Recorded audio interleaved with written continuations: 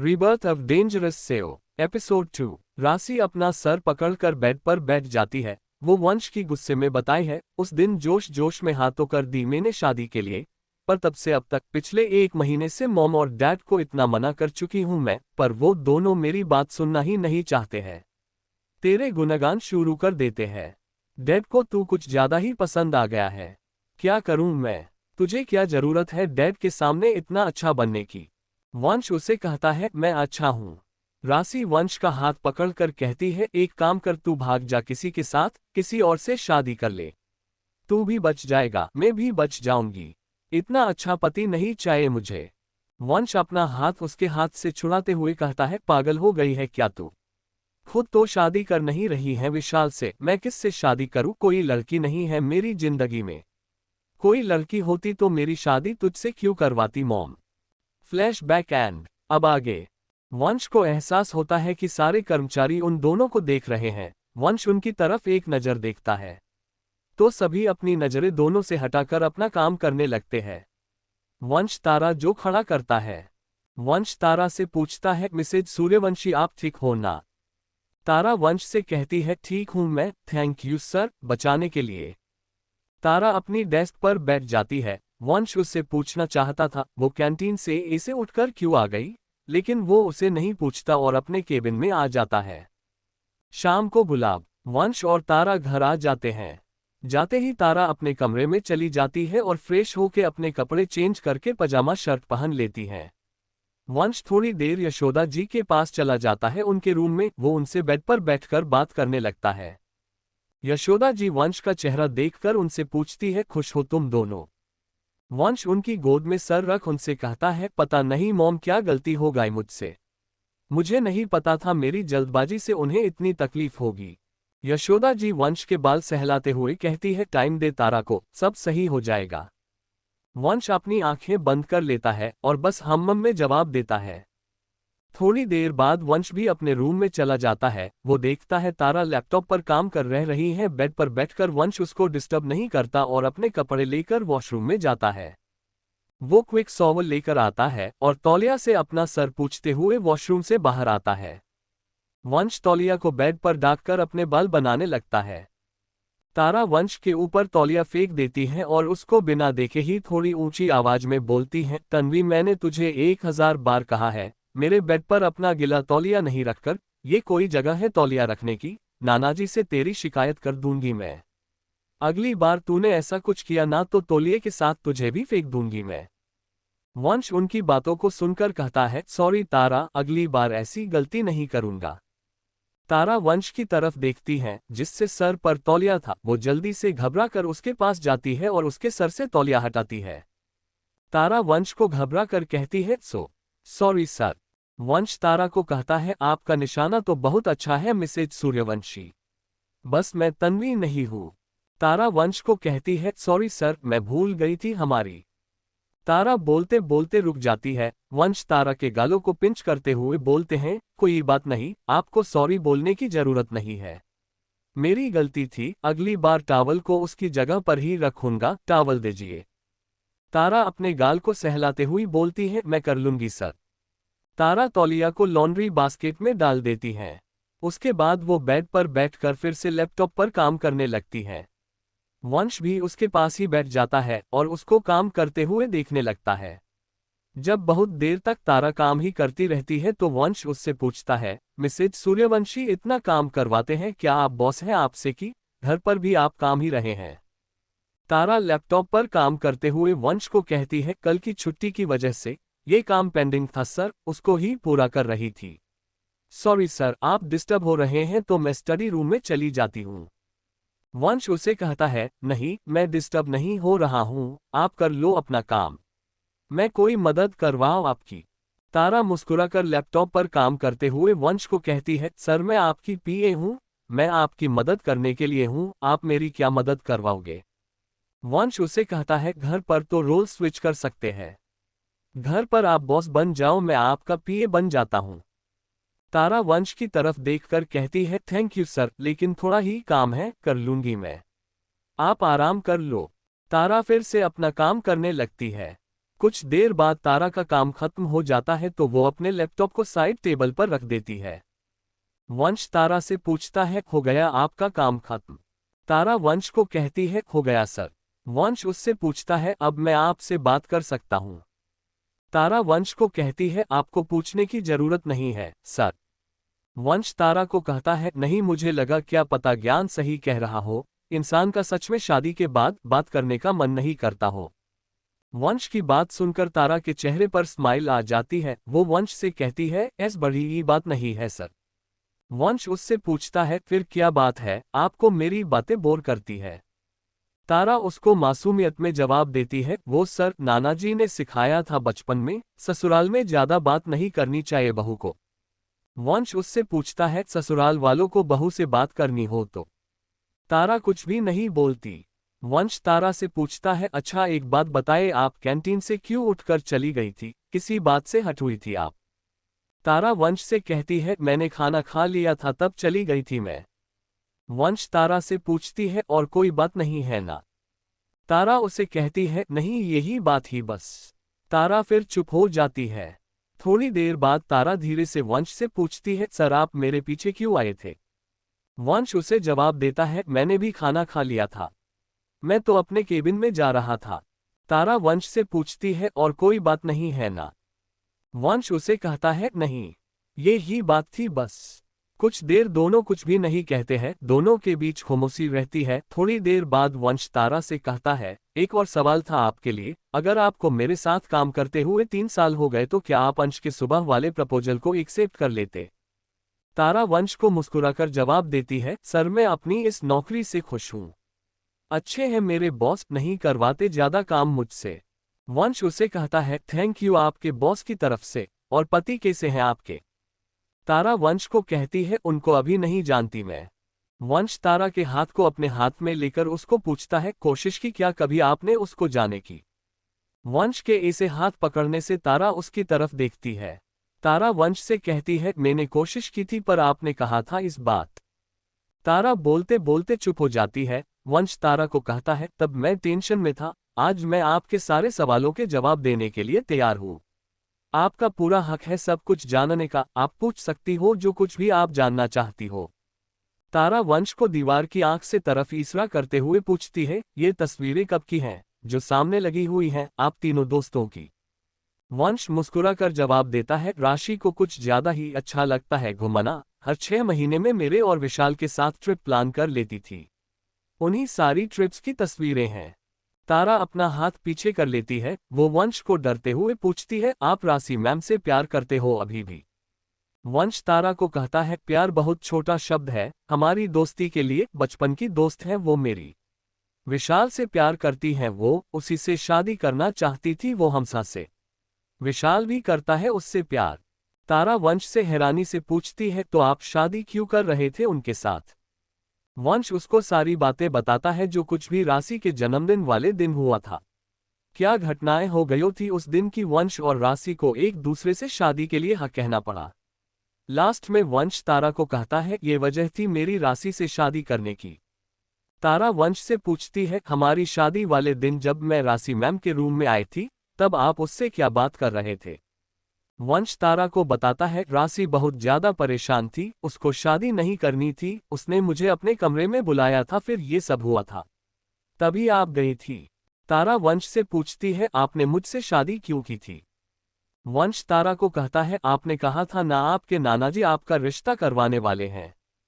तारा को लगभग अपने सारे सवालों के जवाब मिल गए थे। वो वंश को कहती है, डिनर रेडी हो गया होगा, नीचे चले, हम मोम और भाई हमारा इंतजार कर रहे होंगे। वंश उसे कहता है, ठीक है चलते हैं। वो दोनों नीचे डिनर के लिए चले जाते हैं। फ्लैशबैक गुलाब। तारा और वंश की शादी होने के 2:30 बजे घंटे पहले वंश और राशि के कमरे में थे। राशि रो रही थी, वो बहुत ज्यादा पैनिक कर रही थी। राशि वंश को कहती है, वंश कुछ कर, मैं विशाल के अलावा किसी से शादी कैसे कर सकती हूँ? तुझसे तो कैसे कर सकती हूँ, तू दोस्त है मेरा। वंश राशि को कहता है, मैं क्या कर सकता हूँ राशि? तलाक ले लेंगे शादी के बाद, फिर विशाल से शादी कर लेना। वैसे भी हमारे घर वालों के अलावा किसी को नहीं पता हम शादी कर रहे हैं। शादी करने से इन घर वालों की जिद भी पूरी हो जाएगी, फिर हम दोनों अलग हो जाएंगे। राशि वंश को कहती है, ये तू क्या बोल रहा है, इतनी सेल्फिश भी नहीं हूं मैं। खुद के लिए तेरे साथ इतना गलत नहीं कर सकती मैं। तेरा कितना नाम है, कितनी प्रतिष्ठा है तेरी। तुझसे तलाक लूंगी तो तेरे खानदान का नाम खराब होगा और हमारे मॉम डैड हमें कभी तलाक नहीं देंगे। मैं तुझसे बहुत प्यार करती हूँ, पर मैं कभी तुझे लाइफ पार्टनर वाला प्यार नहीं कर पाऊंगी। बचपन से मैंने विशाल से ही प्यार किया है। तू अच्छा जीवनसाथी डिजर्व करता है, जो तुझसे प्यार करे, जो तेरा साथ कभी ना छोड़े। मेरी ही गलती है, मुझे उस दिन सब कुछ मिक्स अप नहीं करना चाहिए था। मैं कुछ करूंगी, तुझे मेरे साथ नहीं फंसने दूंगी। मैं कुछ कर लूंगी खुद से।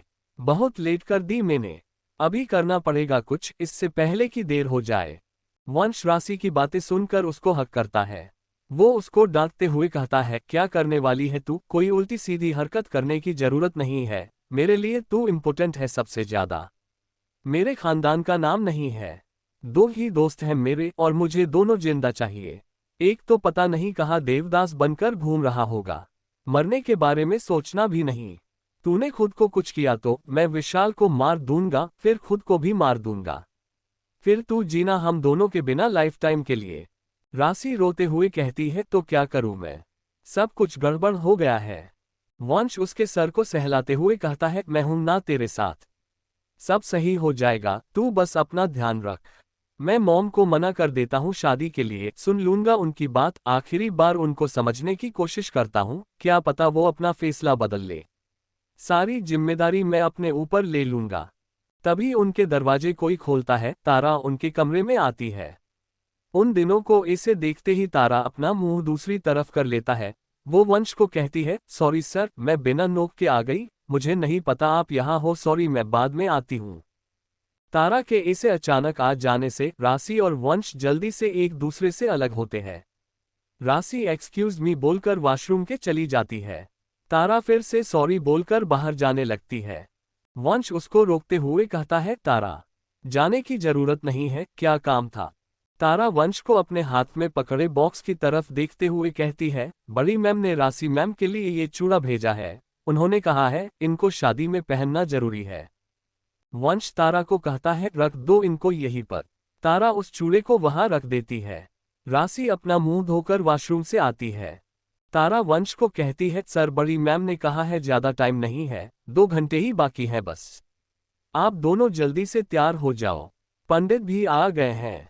मैं जाती हूँ, बाकी तैयारी देखती हूँ। वंश उसे कहता है, ठीक है। तारा रूम को बंद करके चली जाती है।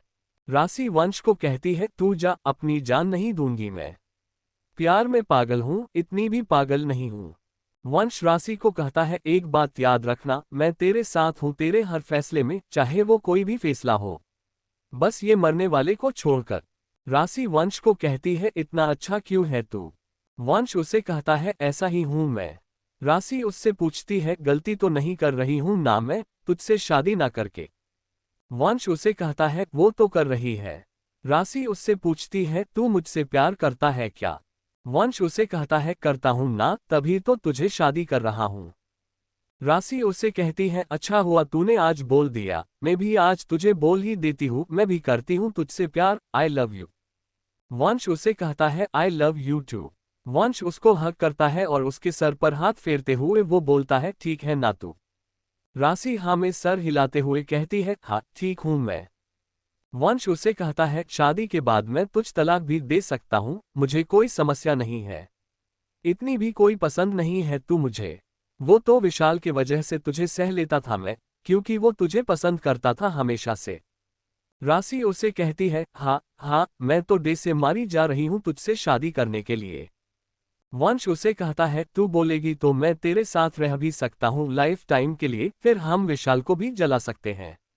अपनी शादी की फोटो भेजेंगे उसको, फिर हनीमून की फोटो भेजेंगे उसको। उसको भी तो पता चलना चाहिए ना क्या खोया है उसने।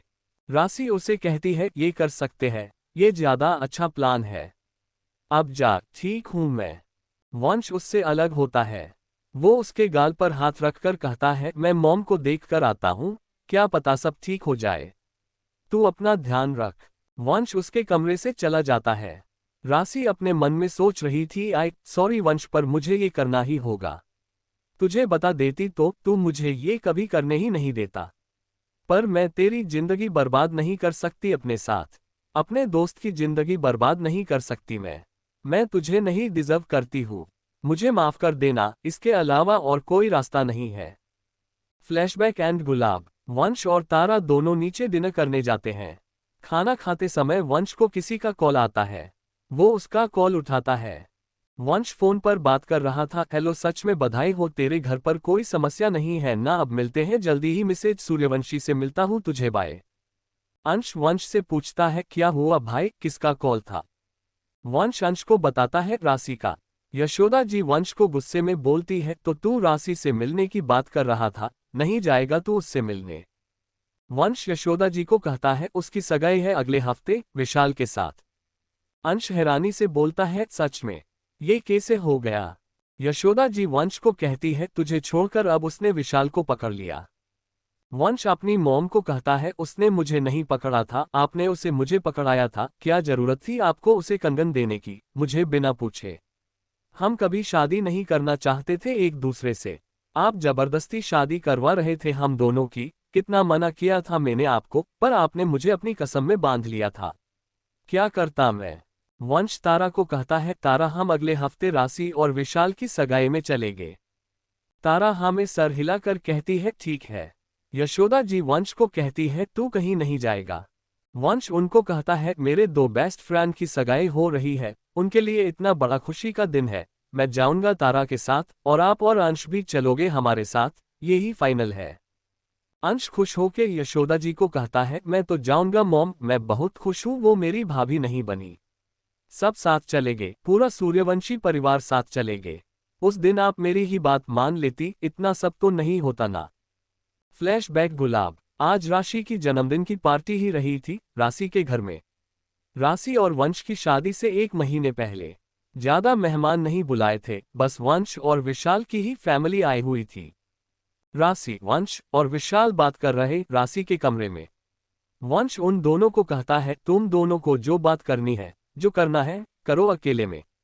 मुझे क्यों लेकर आए हो यहाँ? मुझे क्यों कबाब में हड्डी बन रहे हो तुम दोनों? राशि वंश को डांटते हुए कहती है, बकवास बंद कर अपनी और खड़ा रह यहाँ पर, जरूरी बात करनी है मुझे विशाल से। वंश राशि को कहता है, ये गुंडागिरी किसी और को दिखा अपनी, मैं विशाल नहीं हूं जो तुझसे डर जाएगा, जा रहा हूं मैं। विशाल वंश को कहता है, हम दोनों अकेले थोड़ी ना रुकेंगे रूम में।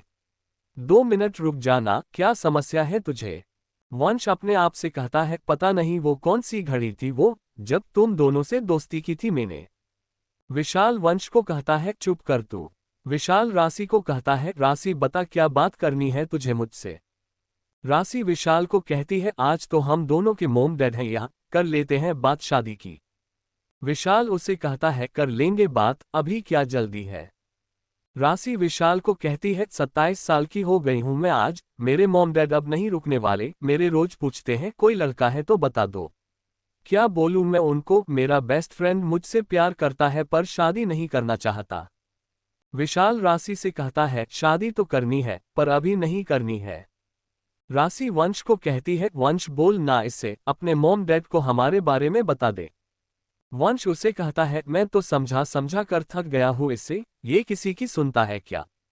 राशि विशाल को कहती है, मैं बोल रही हूं विशाल, आज तूने अपने मॉम डैड को हमारे बारे में नहीं बताया तो मैं किसी से भी शादी कर लूंगी। विशाल राशि के गाल पर हाथ रखकर उसको समझते हुए कहता है, पहले मेरे बड़े भाई की शादी होगी फिर मेरी शादी होगी। राशि उसका हाथ हटाते हुए कहती है, भैया शादी नहीं करेगा तो क्या, तू भी मुझसे शादी नहीं करेगा क्या कभी? विशाल उसे कहता है, मुझे अभी अपनी कंपनी पर ध्यान देना है। वंश विशाल को कहता है, और क्या ध्यान देना है तुझे तेरी कंपनी पर? इंडिया में टॉप 5 में तो है तेरी कंपनी। विशाल उसे कहता है, आज मेरी कंपनी जिस पोजीशन पर है वो मेरे डैड और भैया की वजह से है, मैं भी अपने आप को साबित करना चाहता हूँ। राशि विशाल से पूछती है, मैं क्या तुझे शादी के बाद काम नहीं करने दूंगी जो तू ऐसी बात कर रहा है? तेरे लिए मैं इम्पोर्टेंट हूँ या तेरी कंपनी की पोजीशन? विशाल उसे कहता है, तुम दोनों इम्पोर्टेंट हो मेरे लिए। राशि उससे कहती है, मेरी दीदी की शादी 24 की उम्र तक हो गई थी, मॉम डैड अभी तक मेरे लिए रुके हुए हैं। विशाल उसे कहता है 1-2 साल और नहीं रुक सकते क्या तेरे लिए? भैया से पहले कैसे शादी कर लूं मैं? राशि उसे थोड़ी जोर से बोलती है, तेरे लिए मैं अपने मॉम डैड को नाराज कर सकती हूँ और तू हमारे रिश्ते को नाम भी नहीं दे सकता। विशाल उसे कहता है, राशि तू शांत रह, बाहर हम तीनों के मॉम डैड हैं, कोई सुन लेगा। वंश इसको समझ तू। वंश विशाल से कहता है, मैं क्या समझूं, इस सही तो बोल रही है ये। इसके बारे में तो सोच, कब तक ये माना करेगी अंकल आंटी को? राशि विशाल को कहती है, विशाल तू आज ही हमारी शादी की बात करेगी अपने मॉम डैड से? विशाल उसे कहता है, थोड़ा इंतजार कर ले बस। राशि विशाल से कहती है, और कितना इंतजार करूं तेरा, मुझसे नहीं हो रहा और इंतजार। विशाल उसे कहता है, तुझे मेरा इंतजार करना है तो कर, नहीं तो। राशि उसकी बात पूरी होने से पहले कहती है, ठीक है भूल जाऊंगी तुझे, ये चाहता हूं ना तू। ब्रेकअप कर लेते हैं, ठीक है? शादी नहीं तो प्यार भी नहीं, प्यार भी अपने पति से ही करूंगी मैं। फिर देखना तू मुझे किसी और के साथ देख पाएगा, तू मुझे किसी और के साथ। अभी डैड के पास जाऊंगी और कह दूंगी उनको, करा दो मेरी शादी किसी से भी। तभी उनके दरवाजे पर कोई नोक करता है। राशि दरवाजे को खोलती है। राशि की मॉम उसे केक काटने के लिए बुला रही थी। वो तीनों बाहर जाते हैं और केक कटिंग होती है। राशि के डैड उसे अकेले में बोलते हैं, आज ऐसा रिश्ता लेकर आया तू तेरे लिए जिसको तू मना कर ही नहीं सकता। राशि अपने डैड को कहती है, डैड मैंने आपको कहा है ना, मुझे अभी शादी नहीं करनी है। अभी मुझे अपने करियर पर फोकस करना है। मेरे दोनों बेस्ट फ्रेंड मुझसे इतने आगे निकल गए, थोड़ी तो उनके आसपास पहुंच जाऊं मैं। आज तो मेरा जन्मदिन है, आज तो आप मेरी बात सुन सकते हो ना? अभय जी उसे कहते हैं, ठीक है नहीं कराऊंगा तेरी शादी तेरे बेस्ट फ्रेंड से, सामने से रिश्ता आया है। तुझे नहीं करना तो रहने दे, मना कर दूंगा मैं उनको।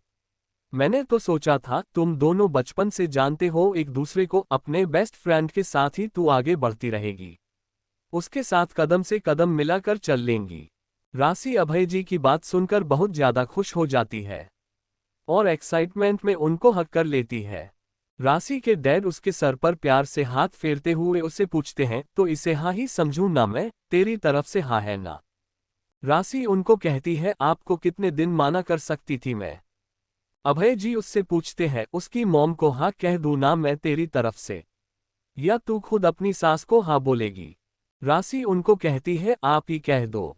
राशि अपने मन में सोचती है, मुझे पता था तू अपने मॉम डैड को हमारे लिए आज बता ही देगा। Thank you Vishal, best birthday gift ever. राशि और अभय जी सबके बीच में जाते हैं। यशोदा जी उनके पास आती है।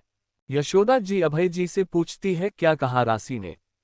अभय जी उनको कहते हैं, हाँ है इसकी तरफ से। यशोदा जी ये बात सुनकर बहुत ज्यादा खुश हो जाती है। वो राशि के माथे पर किस करती है। यशोदा जी वंश को अपने पास बुलाती है। वंश विशाल से बात कर रहा था, वो उनके पास आता है। वंश यशोदा जी को कहता है, जी मॉम। यशोदा जी एक बॉक्स से कंगन निकलती हैं। वंश कंगन को देखकर यशोदा जी को कहता है, मॉम आप राशि को गिफ्ट में कंगन क्यों दे रहे हो? इसको तो पसंद भी नहीं है कंगन पहनना। मुझे बोल देते, मैं इसके लिए कोई घड़ी मंगा लेता। यशोदा जी हंसते हुए कहती है, मुझे पता है तुझे अपनी दोस्त की हर पसंद नापसंद के बारे में पता है, पर अपनी बड़ी बहू के लिए कंगन ही लेकर आती हूं मैं। वंश और राशि हैरानी से एक साथ बोलते हैं, कौन बड़ी बहू? यशोदा जी वंश को कहती है, तेरा रिश्ता मैंने राशि से तय कर दिया है, इसकी तरफ से हाँ है। वंश राशि को सवालिया नजरों से देखकर कहता है, इसकी तरफ से हाँ है। यशोदा जी हाँ कहती है। उनकी बातें सुनकर अंश कहता है, मुझे तो पहले से ही पता था इन दोनों का चक्कर चल रहा है। मैंने आपको कहा था ना मॉम, ये राशि मेरे भाई को फंसाना चाहती है हमेशा से। राशि गुस्से से अंश को कहती है, अंश अपनी बकवास बंद कर तू। अंश यशोदा जी को कहता है, मॉम आपको ये राशि ही मिली है मेरी भाभी बनने के लिए, मुझे नहीं चाहिए ये मेरे भाई के लिए। राशि अंश को गुस्से में कहती है, तुझे किसने बुलाया है मेरी बर्थडे पार्टी में? अंश उसे कहता है, मुझे निमंत्रण की जरूरत नहीं है कहीं भी जाने के लिए। अंश सूर्यवंशी नाम है मेरा। राशि अपने रूम में जाते हुए कहती है, वंश मुझे तुझसे बात करनी है, विशाल तू भी आ। वंश उसे कहती है, तू जा विशाल के साथ, मैं आता हूँ, मुझे पहले मॉम से बात करनी है। राशि अपने कमरे में चली जाती, उसके पीछे पीछे विशाल भी चला जाता है। वंश यशोदा जी को लेकर अलग कमरे में जाते हैं। वंश यशोदा जी को कहता है, मॉम मुझे राशि से शादी नहीं करनी है। यशोदा जी उसे कहती है, कोई और लड़की पसंद है क्या तुझे? वंश उसको कहता है, मुझे कोई नहीं पसंद। यशोदा जी उसे कहती है, राशि तो तेरी बचपन की दोस्त है ना, तुझे पसंद नहीं है वो? वंश उनको कहता है, वो मुझे पसंद है, पर आप जो चाहती हो वो वाली पसंद नहीं है वो मुझे, उसको उन नजरों से कभी नहीं देखा मैंने। हम नहीं करते हैं एक दूसरे से प्यार। यशोदा जी उसे कहता है, उसने हाँ भी बोल दिया है। वंश उनको कहता है, उसने गुस्से में बोल दिया होगा, हाँ वो बस मेरी दोस्त है। यशोदा जी उसको मानते हुए कहती है, सामने से रिश्ता भेजा है मैंने, अब कैसे माना करूँ तो मैं? वंश उसको कहता है, तो पहले मुझे पूछना तो चाहिए था ना, ऐसे कैसे रिश्ता भेज दिया आपने? डे से रिश्ता भेजा था वैसे वापस ले लो। मैं नहीं करूंगा शादी राशि से। यशोदा जी वंश का हाथ पकड़ उसको कहती है, तुझे मेरी कसम है, तुझे राशि से शादी करनी पड़ेगी। मैं अब मना नहीं कर सकती भाई साहब को। वंश अपना हाथ पीछे करते हुए कहता है, मॉम आप मुझे ऐसी कसम नहीं दे सकते। वापस लो अपनी कसम। यशोदा जी उसे कहते हैं, तुझे शादी करनी पड़ेगी। वंश उनको कहता है, मैं कैसे कर सकता हूँ राशि से शादी? वो मेरी दोस्त है। यशोदा जी वंश को कहती है, अगर वो सामने से तुझे शादी के लिए बोले तो तू कर लेगा ना शादी? वंश यशोदा जी को कहता है, वो कभी नहीं बोलगी। यशोदा जी वंश के हाथ को अपने सर पर रख कर कहती है, अगर बोल दे तो तू मेरी कसम खा कि तू कर लेगा राशि से शादी। वंश कुछ नहीं बोलता। यशोदा जी उसे कहती है, खा कसम। वंश उनको कहता है, ठीक है आपकी कसम कर लूंगा शादी, अगर वो कहेगी तभी। वो मना कर देगी शादी के लिए तो आप मुझे दोबारा नहीं कहोगे राशि से शादी के लिए। यशोदा जी खुश होके कहती है, ठीक है। राशि के कमरा में विशाल और राशि थे। राशि पूरे कमरे में बहुत देर से चक्कर काट रही थी। विशाल बस उसे खड़ा खड़ा देख रहा था। विशाल उसको रोककर उसे पूछता है, इतनी देर से क्या सोच रही है तू? पैनिक करना बंद कर और पानी पी। विशाल राशि को पानी देता है, राशि पानी पीती है।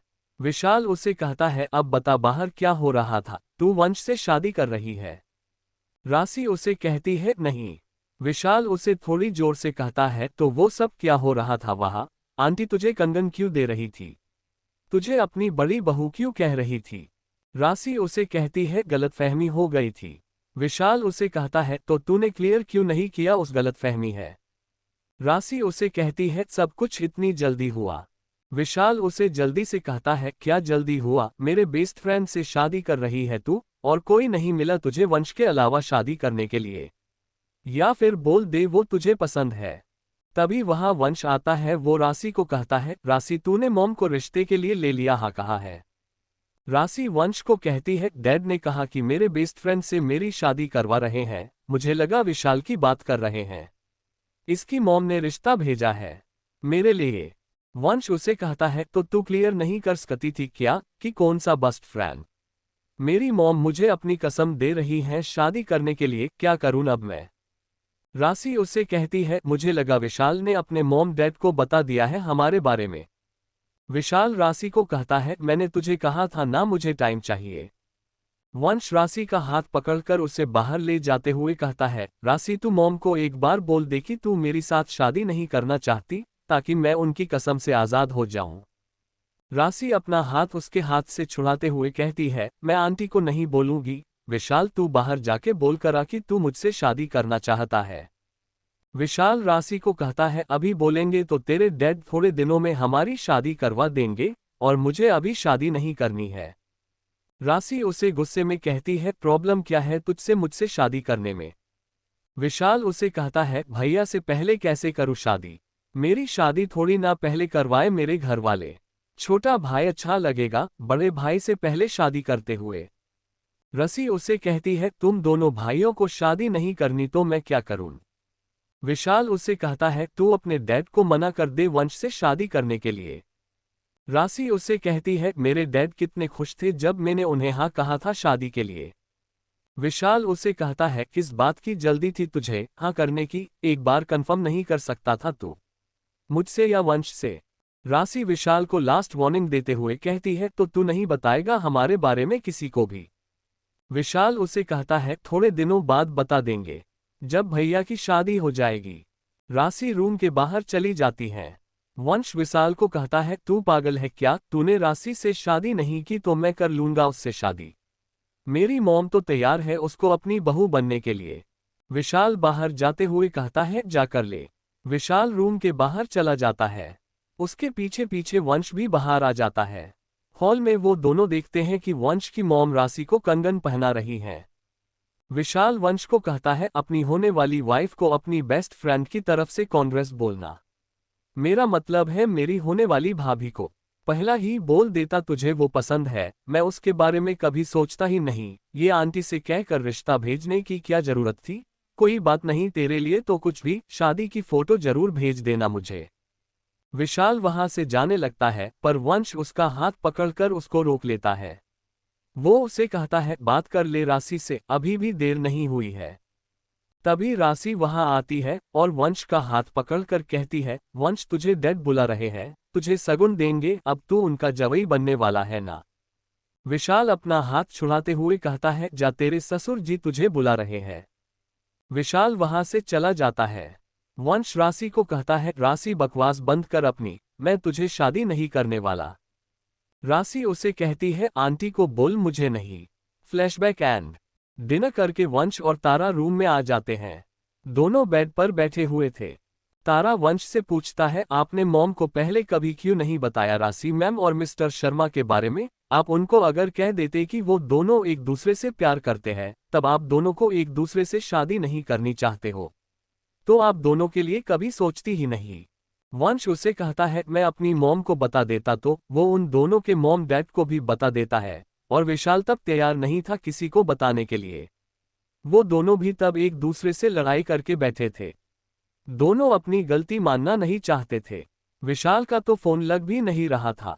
तारा उससे पूछती है आप राशि मैम से शादी कर लेते। वंश उसे कहता है हाँ कर लेता। तारा वंश से पूछती है क्या आप राशि मैम से शादी करना चाहते थे। वंश उसे कहता है नहीं, नहीं करना चाहता था। तारा उससे पूछती है अगर आपकी शादी उनसे हो जाती तो क्या आप उनका साथ नहीं छोड़ते। वंश उसे कहता है नहीं छोड़ता। तारा वंश से पूछती है आपको पता था क्या राशि मैम शादी से भागने वाली हैं, या उनका कोई ऐसा प्लान है, उन्होंने भागने से पहले आपको बताया था क्या। वंश उसे कहता है नहीं, मुझे नहीं पता था, उसने मुझे नहीं बताया था, आपके मुंह से ही सुना था मैंने उस दिन की राशि भाग गई है।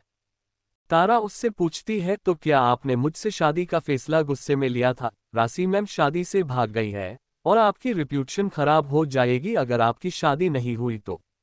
वंश उसे कहता है नहीं, मुझे लगा मैं आपको खो दूंगा हमेशा के लिए अगर मैंने आपसे शादी नहीं की तो। मैं आपको नहीं खाना चाहता था, खुद से दूर नहीं करना चाहता था, तब मैंने वो फैसला लिया था आपसे शादी करने का। तारा वंश से पूछती है क्या आप मुझे पसंद करते हो। वंश उसे कहता है हाँ। तारा उसे हैरानी से पूछती है हमेशा से। वंश उसे कहता है नहीं, शादी में 7 दिनों में मुझे एहसास हुआ था कि मैं आपको पसंद करता हूं, पर मैं अपनी फीलिंग्स को नहीं मानना चाहता था। मुझे डर था क्योंकि मैं राशि से शादी कर रहा था, हम दोनों की शादी जैसी भी हो रही थी, पर वो मेरी होने वाली पत्नी थी। मुझे लगा अगर मेरी शादी राशि से हो जाती है तो उसके अलावा कोई और के बारे में कुछ भी सोचना गलत है। तब कभी अपनी फीलिंग्स पर ध्यान नहीं दिया, ना कभी हिम्मत हुई। तारा उस पूछती है शादी वाले दिन कहाँ से आए आप में हिम्मत। वंश उसे कहता है नहीं पता, बस आ गई। कुछ देर के लिए तारा कुछ भी नहीं कहती। अचानक से तारा वंश का हाथ को पकड़कर उसे कहती है अच्छी तस्वीरें हैं आप तीनों की। वंश तारा की तरफ देखता है जो नीचे देख रही थी। वंश समझ जाता है तारा उसको अपनाना चाहती है, पर अभी भी उसके मन में झिझक है, थोड़ा डर है उसे वंश को लेकर। वंश उसे कहता है मुझे हमेशा से ही फोटो खींचना पसंद है, हर मोमेंट्स को अपने पास रखना चाहता हूं मैं। तारा वंश के शोल्डर पर अपना सर रखती है। वो उसे कहती है और क्या चीज पसंद है सर आपको। वंश उसे कहता है बहुत कुछ पसंद है, जैसे sky diving, bungee jumping. Flashback गुलाब। आज वंश और राशि की शादी होनी थी। सुबह का समय था। तारा जल्दी से वंश के कमरे में जा रही थी उसकी शादी की ड्रेस लेकर। तारा अपने आप से कह रही थी, मैंने कहा था उन मॉल वाले भैया को शादी से पहले दे देना, पर नहीं, उनको तो शादी वाले दिन ही देनी है ड्रेस। जब तक ग्राहक से 10-15 चक्कर नहीं कटवाए तब तक उनको चैन भी तो नहीं मिलेगा ना। अच्छे से डांट लगाई मैंने उन भैया को। वो वंश का दरवाजा खटखटाती है। वंश उसे अंदर आने के लिए बोलता है। तारा अंदर जाकर वंश को कहती है, सर ये आपकी शादी की ड्रेस है, सॉरी सर थोड़ी देर हो गई। वंश उसे कहता है, कोई बात नहीं, मीडिया का क्या सीन है। तारा उसे डरते हुए कहती है, सर वो होटल के बाहर हैं। वंश अपनी ड्रेस को देखते हुए कहता है, मेरी शादी की खबर किसने लिखी है। तारा उसे कहती है, सॉरी सर मुझे नहीं पता। वंश उसे कहता है, मेरी शादी में मुझे मीडिया नहीं चाहिए, एक फोटो भी। तभी तारा को किसी का कॉल आता है। तारा अपने फोन को बंद करते हुए कहती है, सॉरी सर मेरी मम्मी का फोन था, आप क्या कह रहे थे।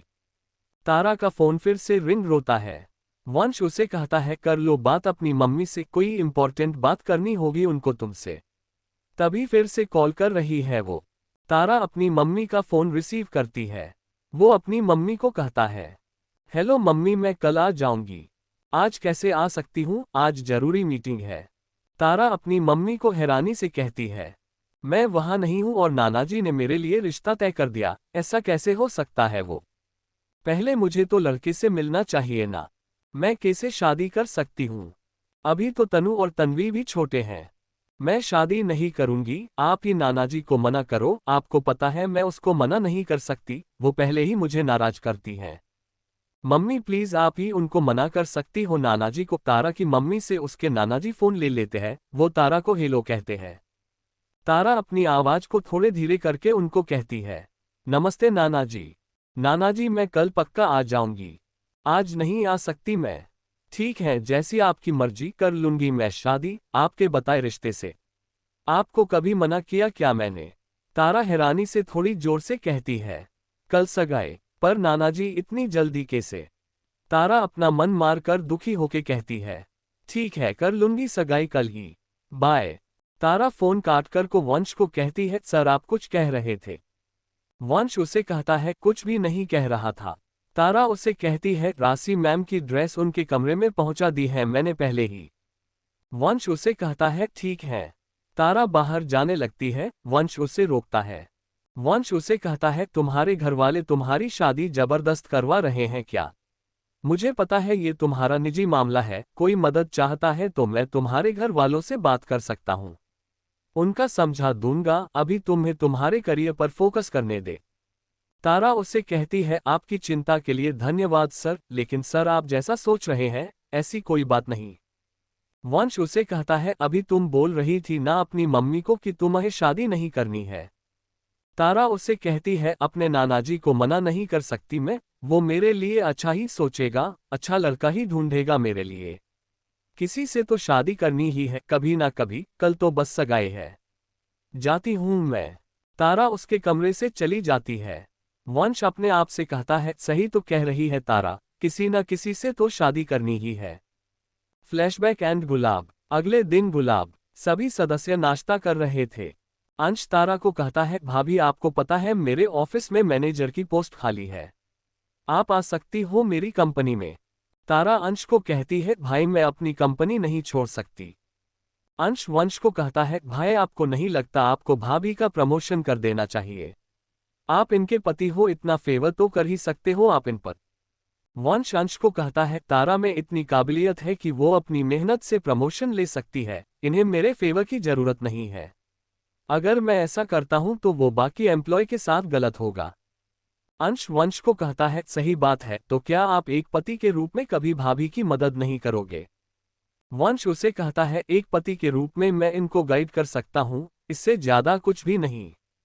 अंश उसे कहता है, भाभी बोले तो भी नहीं। वंश उसे कहता है, नहीं। यशोदा जी उन तीनों को कहती है, तुम सब घर पर भी अब ऑफिस की ही बात करोगे क्या। तीनों साथ में कहते हैं, सॉरी मॉम। अंश थोड़ी देर बाद तारा को कहता है, भाभी एक बताओ, आप मेरी कंपनी ज्वाइन ना करने का एक रीजन ये तो नहीं है ना, क्योंकि आप भाई के ऊपर पूरा दिन नजर रखने का मौका नहीं छोड़ना चाहते हो। वंश अंश को घूर के देखने लगता है। अंश उसे कहता है, ऐसे क्या देख रहे हो आप मुझे, सही कह रहा हूं मैं, भाभी आपके साथ रहती है तो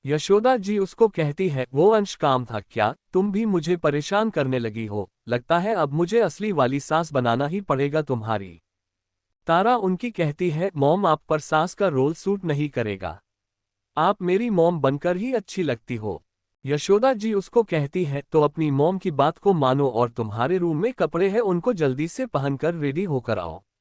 आज वो कपड़े ही पहनने हैं तुम्हें पूजा में, सारा सामान साथ में है, तब तक मैं सारी तैयारियां देखती हूँ। तारा उनको खुश होके कहती है, जी मॉम। तारा जल्दी से अपने रूम में चली जाती है, पर कपड़ों को देखते ही वो अपना मुंह बना लेती है।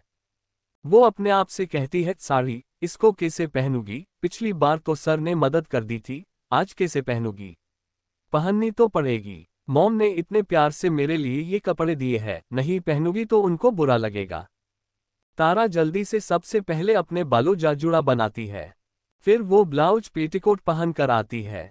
वो साड़ी पहनने की कोशिश कर रही थी, तभी वंश फोन पर बात करते करते रूम में आता है। वो तारा को देखता है जो साड़ी पहनने की कोशिश कर रही थी, पर उससे नहीं पहनी जा रही थी।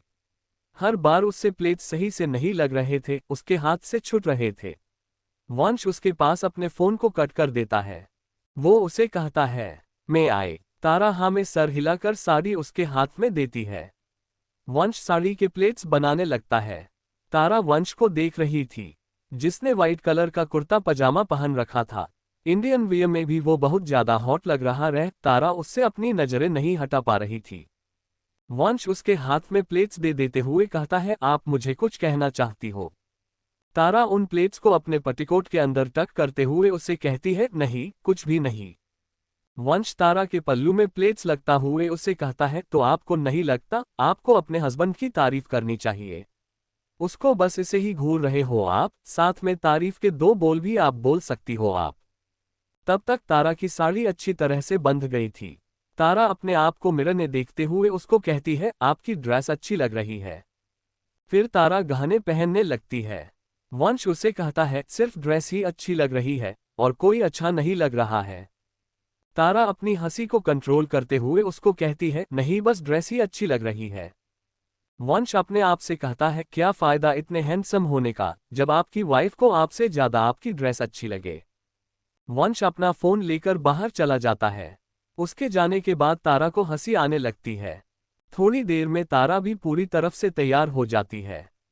उसने लाल कलर की साड़ी पहन रखी थी, उस पर उसने सूर्यवंशी खानदान के पुश्तैनी गहने पहन रखे थे। बालों में उसने व्हाइट कलर का गजरा लगा रखा था। तारा नीचे जाती है। तारा सीढ़ियों से जल्दी जल्दी आते हुए यशोदा जी को आवाज लगा रही थी, मॉम मैं भी रेडी हूँ, पूजा के लिए मैंने सुबह ही प्रसाद भी रेडी कर। तारा बोलते बोलते रुक जाती है। जब वो हाल में बैठे अपने मायके वालों को देखती है। हाल में तारा की मम्मी शारदा जी और तारा के नाना जी किशोर जी बैठे थे। वो यशोदा जी, वंश और अंश से बात कर रहे थे। तारा उनको देखकर शॉक हो जाती है, क्योंकि गेस्ट लिस्ट में उनका नाम नहीं था। तारा आराम से नीचे आती है और अपने नानाजी और अपनी मम्मी के आशीर्वाद लेती है पैर छूकर। तारा की मम्मी को अपनी बेटी को अपने ससुराल में इतने अच्छे तरह से देखकर बहुत ज्यादा अच्छा लग रहा था। यशोदा जी तारा को अपने मम्मी और नानाजी को उसका घर दिखाने के लिए कहती है। तारा उनको अपने साथ ले जाती है। किशोर जी आगे चल रहे थे, तारा और शारदा जी पीछे पीछे चल रहे थे। तारा अपनी मम्मी से धीरे से पूछती है, मम्मी आप और नानाजी यहाँ कैसे। शारदा जी तारा को कहती है, दामाद जी ने हमें निमंत्रण दिया था यहाँ आने का, ऐसा कहा कि सभी घर वालों का पूजा में रहना जरूरी है, शादी के बाद पहली पूजा है। तारा उनसे पूछती है, तो क्या तनु और तन्वी भी आए हैं। शारदा जी उसको कहती है, तन्वी और तनु थोड़ी देर में आ रहे हैं। अपनी बहन का तो तुझे पता ही है। बोलने लगी कि जीजू के घर जा रही हूँ, अच्छे से तैयार होके ही जाऊंगी, हमने सोचा लेट हो रही है तो पापा और मैं आ जाती हूँ पहले ही, तनु तन्वी को लेकर आ जाएगा। तारा और शारदा जी इसी बातें करते करते चल रहे थे, तभी वो दोनों देखते हैं किशोर जी उसकी घूर कर देख रहे थे। वो दोनों उनको देखकर चुप हो जाती है। किशोर जी शारदा जी को कहते हैं, शारदा मुझे तारा से अकेले में बात करनी है, तुम समधन जी के पास जाओ, मैं आ रहा हूँ। शारदा जी हाँ में सर हिलाकर हॉल में चली जाती है। शारदा जी के नीचे जाने के बाद तारा को डर लग रहा था, उसे लगा उसके नानाजी उसको फिर से कुछ न कह दे गुस्से में आकर। किशोर जी तारा को कहते हैं, मुझे माफ कर दे मेरी बच्ची, उस दिन के लिए मुझे तुझ पर हाथ नहीं उठाना चाहिए था। तारा उनकी कहती है, नाना जी आप मुझसे क्यों माफी मांग रहे हो, आप बड़े हो। नाना जी उसे कहते हैं, बड़ा हुआ तो क्या हुआ, गलती तो की थी ना मैंने। जो न्यूज में देखा उसी पर विश्वास कर लिया, अपनी ही बच्ची को झूठा बोल दिया। कल दामाद जी आए थे निमंत्रण देने के लिए। उन्होंने मुझे सारी बात बताई, जो कुछ भी तुम दोनों के शादी के दिन हुआ था। तेरी कोई गलती नहीं थी, जो कुछ भी उस दिन हुआ था उसमें हालत ही इसे हो हुए थे। तूने तो जो किया अपनी माँ से पूछकर किया था। मैं बहुत खुश हूँ तुझे इतना अच्छा जीवन साथी मिला है। मुझे माफ कर दे हमेशा के लिए, मैंने कभी तेरा साथ नहीं दिया, हमेशा तुझे गलत समझा। उस दिन तो ये भी भूल गया था कि तेरी शादी हो गई है, तुझ पर कैसे हाथ उठा सकता हूँ मैं। अब तू किसी के घर की बहू है, किसी की पत्नी है। मुझसे ज्यादा किसी और का हक है तुझ पर।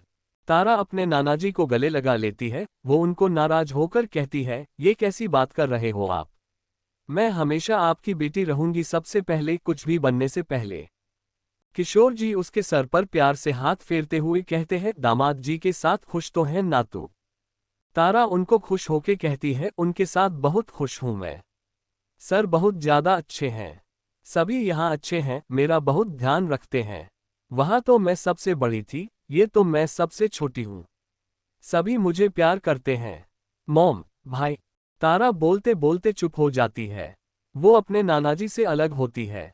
तारा उनको कहती है, मैं ऊपर देख कर आती हूँ, सारी तैयारियां सही से हो रही है ना। किशोर जी उसकी कहते हैं, और दामाद जी नहीं करते तुझे प्यार।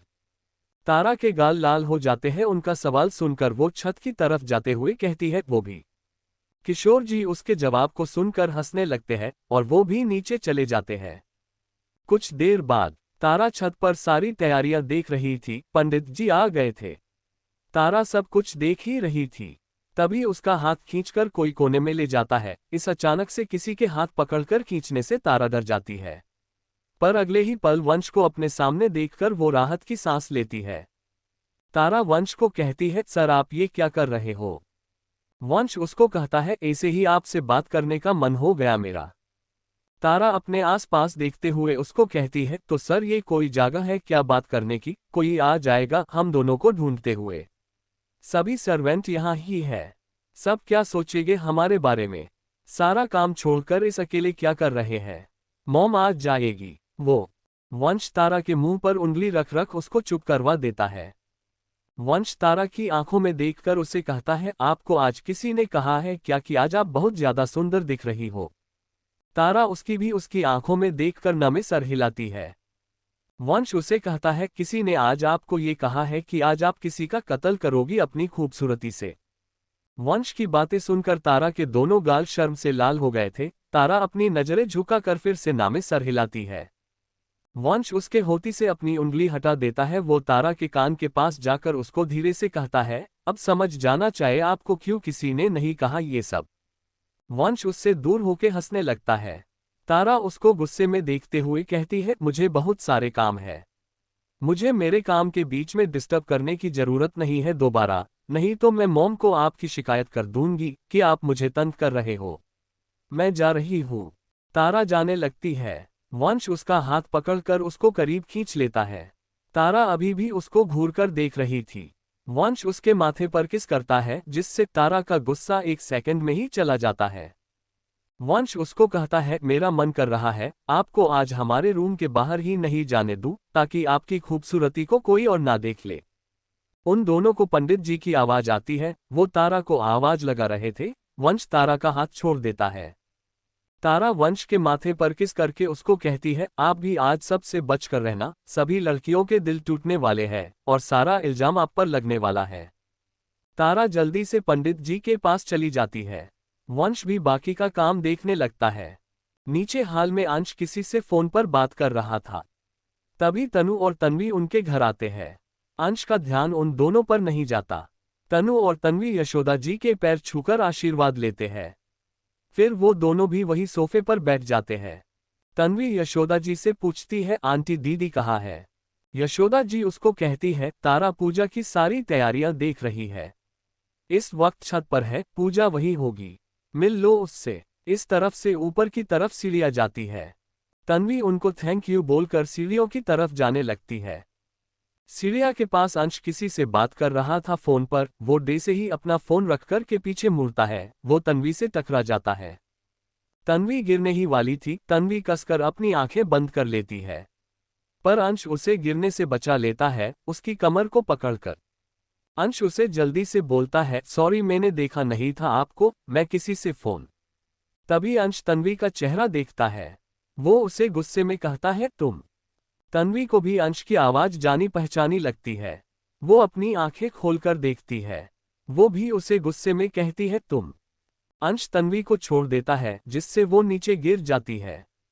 Tears of joy, tears of joy, tears of joy, tears of joy, tears of joy, tears of joy, tears of joy। तारा और वंश छत से नीचे आ रहे थे। वो दोनों देखते हैं तन्वी नीचे गिरी हुई है। वंश जल्दी से तन्वी को उठाता है। वंश अंश को कहता है, अंश तूने तन्वी की मदद क्यों नहीं की, ये नीचे गिर गई थी। तन्वी अंश को गुस्से में देखते हुए वंश को कहती है, जीजू ये क्या मेरी मदद करेंगे, इन्होंने ही तो मुझे नीचे गिराया था। वंश गुस्से में अंश से पूछता है, ये तन्वी क्या बोल रही है, तूने गिराया था इसे। अंश वंश को कहता है, भाई मैं आपको सारी बात बाद में बताऊंगा, पहले मुझे इससे पुराना हिसाब क्लियर करना है। अंश तन्वी को कहता है, और तुम क्या मेरे भाई को जीजू बोल रही है? मेरे भाई हैंडसम है तो क्या किसी भी राह चलती लड़की को अपनी साली बना लेंगे? तन्वी अंश को कहती है, ये मेरे जीजू है तो इनको जीजू ही कहूंगी ना मैं, और तुम क्या मेरे जीजू को भाई बोल रहे हो? खुद को देखो और मेरे जीजू को देखी सर कहो इनको। उन दोनों का शोर सुनकर बाकी घर वाले भी वहां आ जाते हैं। किशोर जी तन्वी को कहते हैं, तन्वी क्यों शोर कर रही हो? तन्वी किशोर जी को कहती है, नाना जी मैंने आपको बताया था ना, मुझ पर एक लड़के ने गाड़ी चढ़ा दी थी, यही बदतमीज लड़का था वो, इसको डांट लगाओ आप। अंश उसे कहता है, कब चढ़ाई मैंने तुम पर गाड़ी, तुम खुद आंख बंद करके मेरी कार के सामने आ गई थी, वो तो मैंने पहले ही कार रोक ली थी, नहीं तुम्हारा तो पूरा प्लान था मुझ पर इल्जाम लगाने का। तन्वी यशोदा जी को कहती है, आंटी देखो ये कैसे मुझसे बात कर रहा है, इसे निकालो आप अभी आपके घर से। अंश उसे हंसते हुए कहता है, तुम मेरी ही मॉम को मुझे मेरे ही घर से निकलने के लिए कह रही हो? घर से तो तुम जाओगी मेरे, अभी गार्ड्स को बुलाता हूँ। यशोदा जी अंश को कहती है, अंश ये मेहमान से कैसे बात कर रहे हो तुम? अंश उनको कहता है, मॉम ये लड़की और मेहमान काली बिल्ली है, ये जहां भी जाती है काम खराब करती है, कोई मेहमान नहीं है। तन्वी उसे गुस्से में कहती है, बंदर कहीं के काली बिल्ली किसे बोल रहे हो, खुद को देखा है कभी? नानाजी तन्वी को डांटते हुए कहते हैं, तन्वी ये क्या तरीका है अपनी से बड़ों से बात करने का? ये ही संस्कार दिए है क्या मैंने तुझे? माफी मांग अंश बेटे से। वंश किशोर जी को कहता है, नानाजी तन्वी की गलती नहीं है, ये अंश ही इसके साथ बदतमीजी कर रहा था। वंश अंश को कहता है, माफी मांग तन्वी से।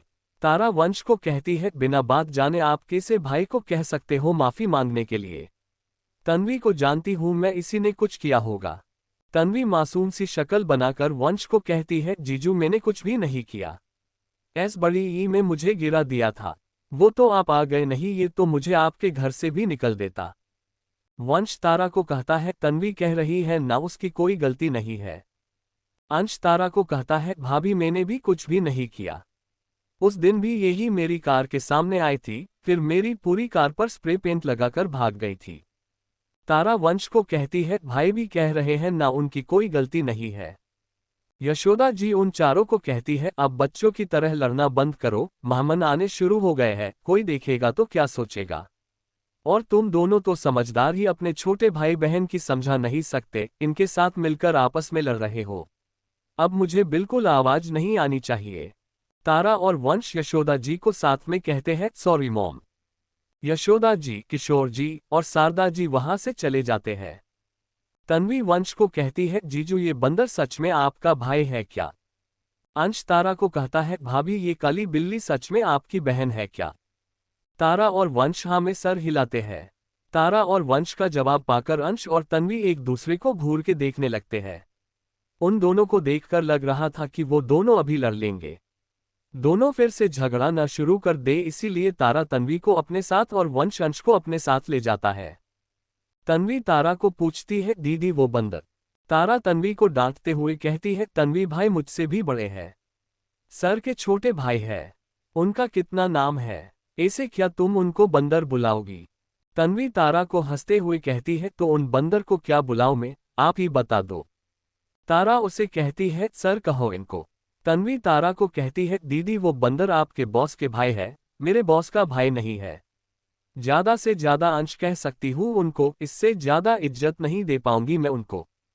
दूसरी तरफ अंश वंश को कह रहा था, भाई आप कभी मेरी साइड नहीं लेते हो। वंश उसे कहता है, तेरी हरकतें हैं क्या साइड लेने वाली, तन्वी को क्यों गिराया तूने? उसको लग जाती तो? अंश उसे कहता है, भाई आपकी वो साली कोई 2 साल की बच्ची नहीं है जिसको गिरने से लग जाएगी। उसको अच्छे से पता है विक्टिम कार्ड कैसे खेलते हैं। काली बिल्ली कहीं की। वंश उसे कहता है, ये कैसे वर्ड का यूज कर रहा है तू? काली बिल्ली एंड ऑल, उसका नाम तन्वी है। तेरी भाभी की बहन है, थोड़ी तो रेस्पेक्ट दे। अंश वंश को कहता है, उसको इतनी इज्जत मुझसे तो नहीं दी जाएगी, कहाँ मेरी इतनी क्यूट सी भाभी और कहाँ उनकी वो बहन, एक गुण नहीं मिलते उन दोनों के। थोड़ी देर बाद पूजा शुरू हो गई थी। तारा ने सारी अरेंजमेंट बहुत अच्छे से की थी। पूरी छत फूलों से सजी हुई थी। छत के बीच में हवन की अरेंजमेंट की हुई थी। हवन कुंड के चारों तरफ नीचे बैठने की व्यवस्था की हुई थी। तारा और वंश पूजा में बैठे थे। वो दोनों मेड फॉर ईच अदर लग रहे थे साथ में। पंडित जी मंत्र उच्चारण कर रहे थे।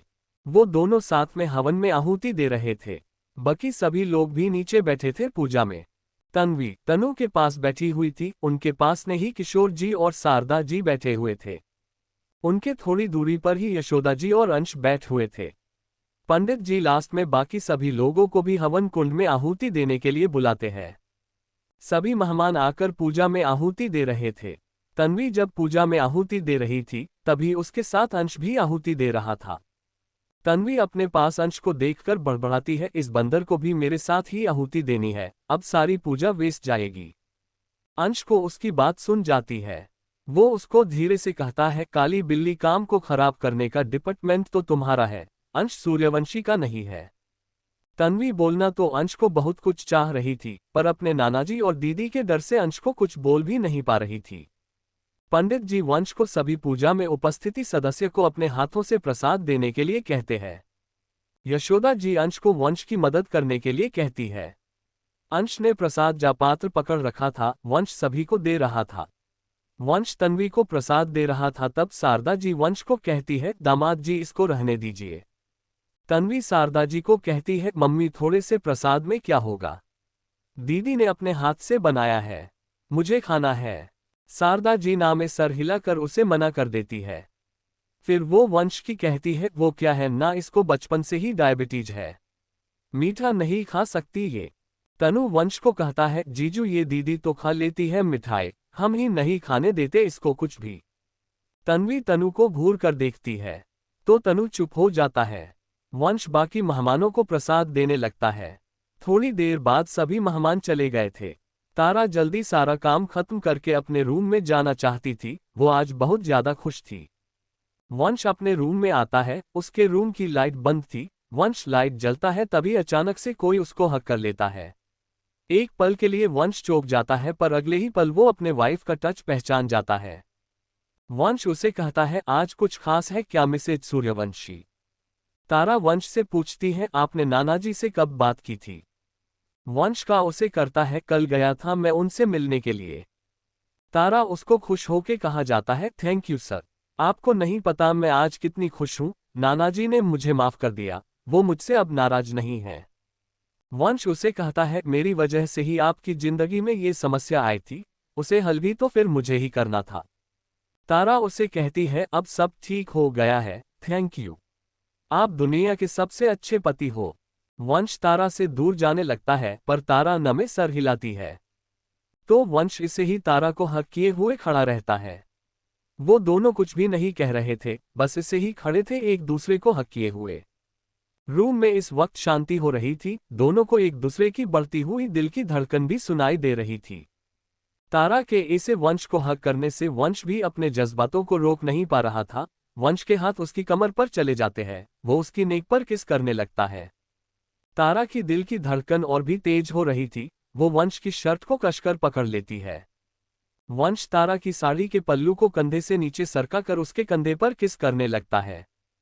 वो उसके धीरे धीरे बाइट भी कर रहा था। तारा को उससे थोड़ा थोड़ा प्यार भरा मीठा दर्द हो रहा था, पर तारा वंश को रोक नहीं पा रही थी खुद को प्यार करने से। वंश उसके कंधों से होते हुए उसके होठों तक पहुंचने ही वाला था, तभी उसे रियलाइजेशन होता है वो क्या करने जा रहा था। वंश जल्दी से उससे दूर हो जाता है और तारा की साड़ी को ठीक करके उसे सॉरी बोलकर वॉशरूम में जाने लगता है, पर तारा उसका हाथ पकड़ लेती है। वंश रुक जाता है। वंश उसकी तरफ देखता है, तारा उसकी आंखों में देख रही थी। वंश के चेहरे पर स्माइल आ जाती है, ये जानकर कि आज तारा ने उसको दिल से अपना लिया था।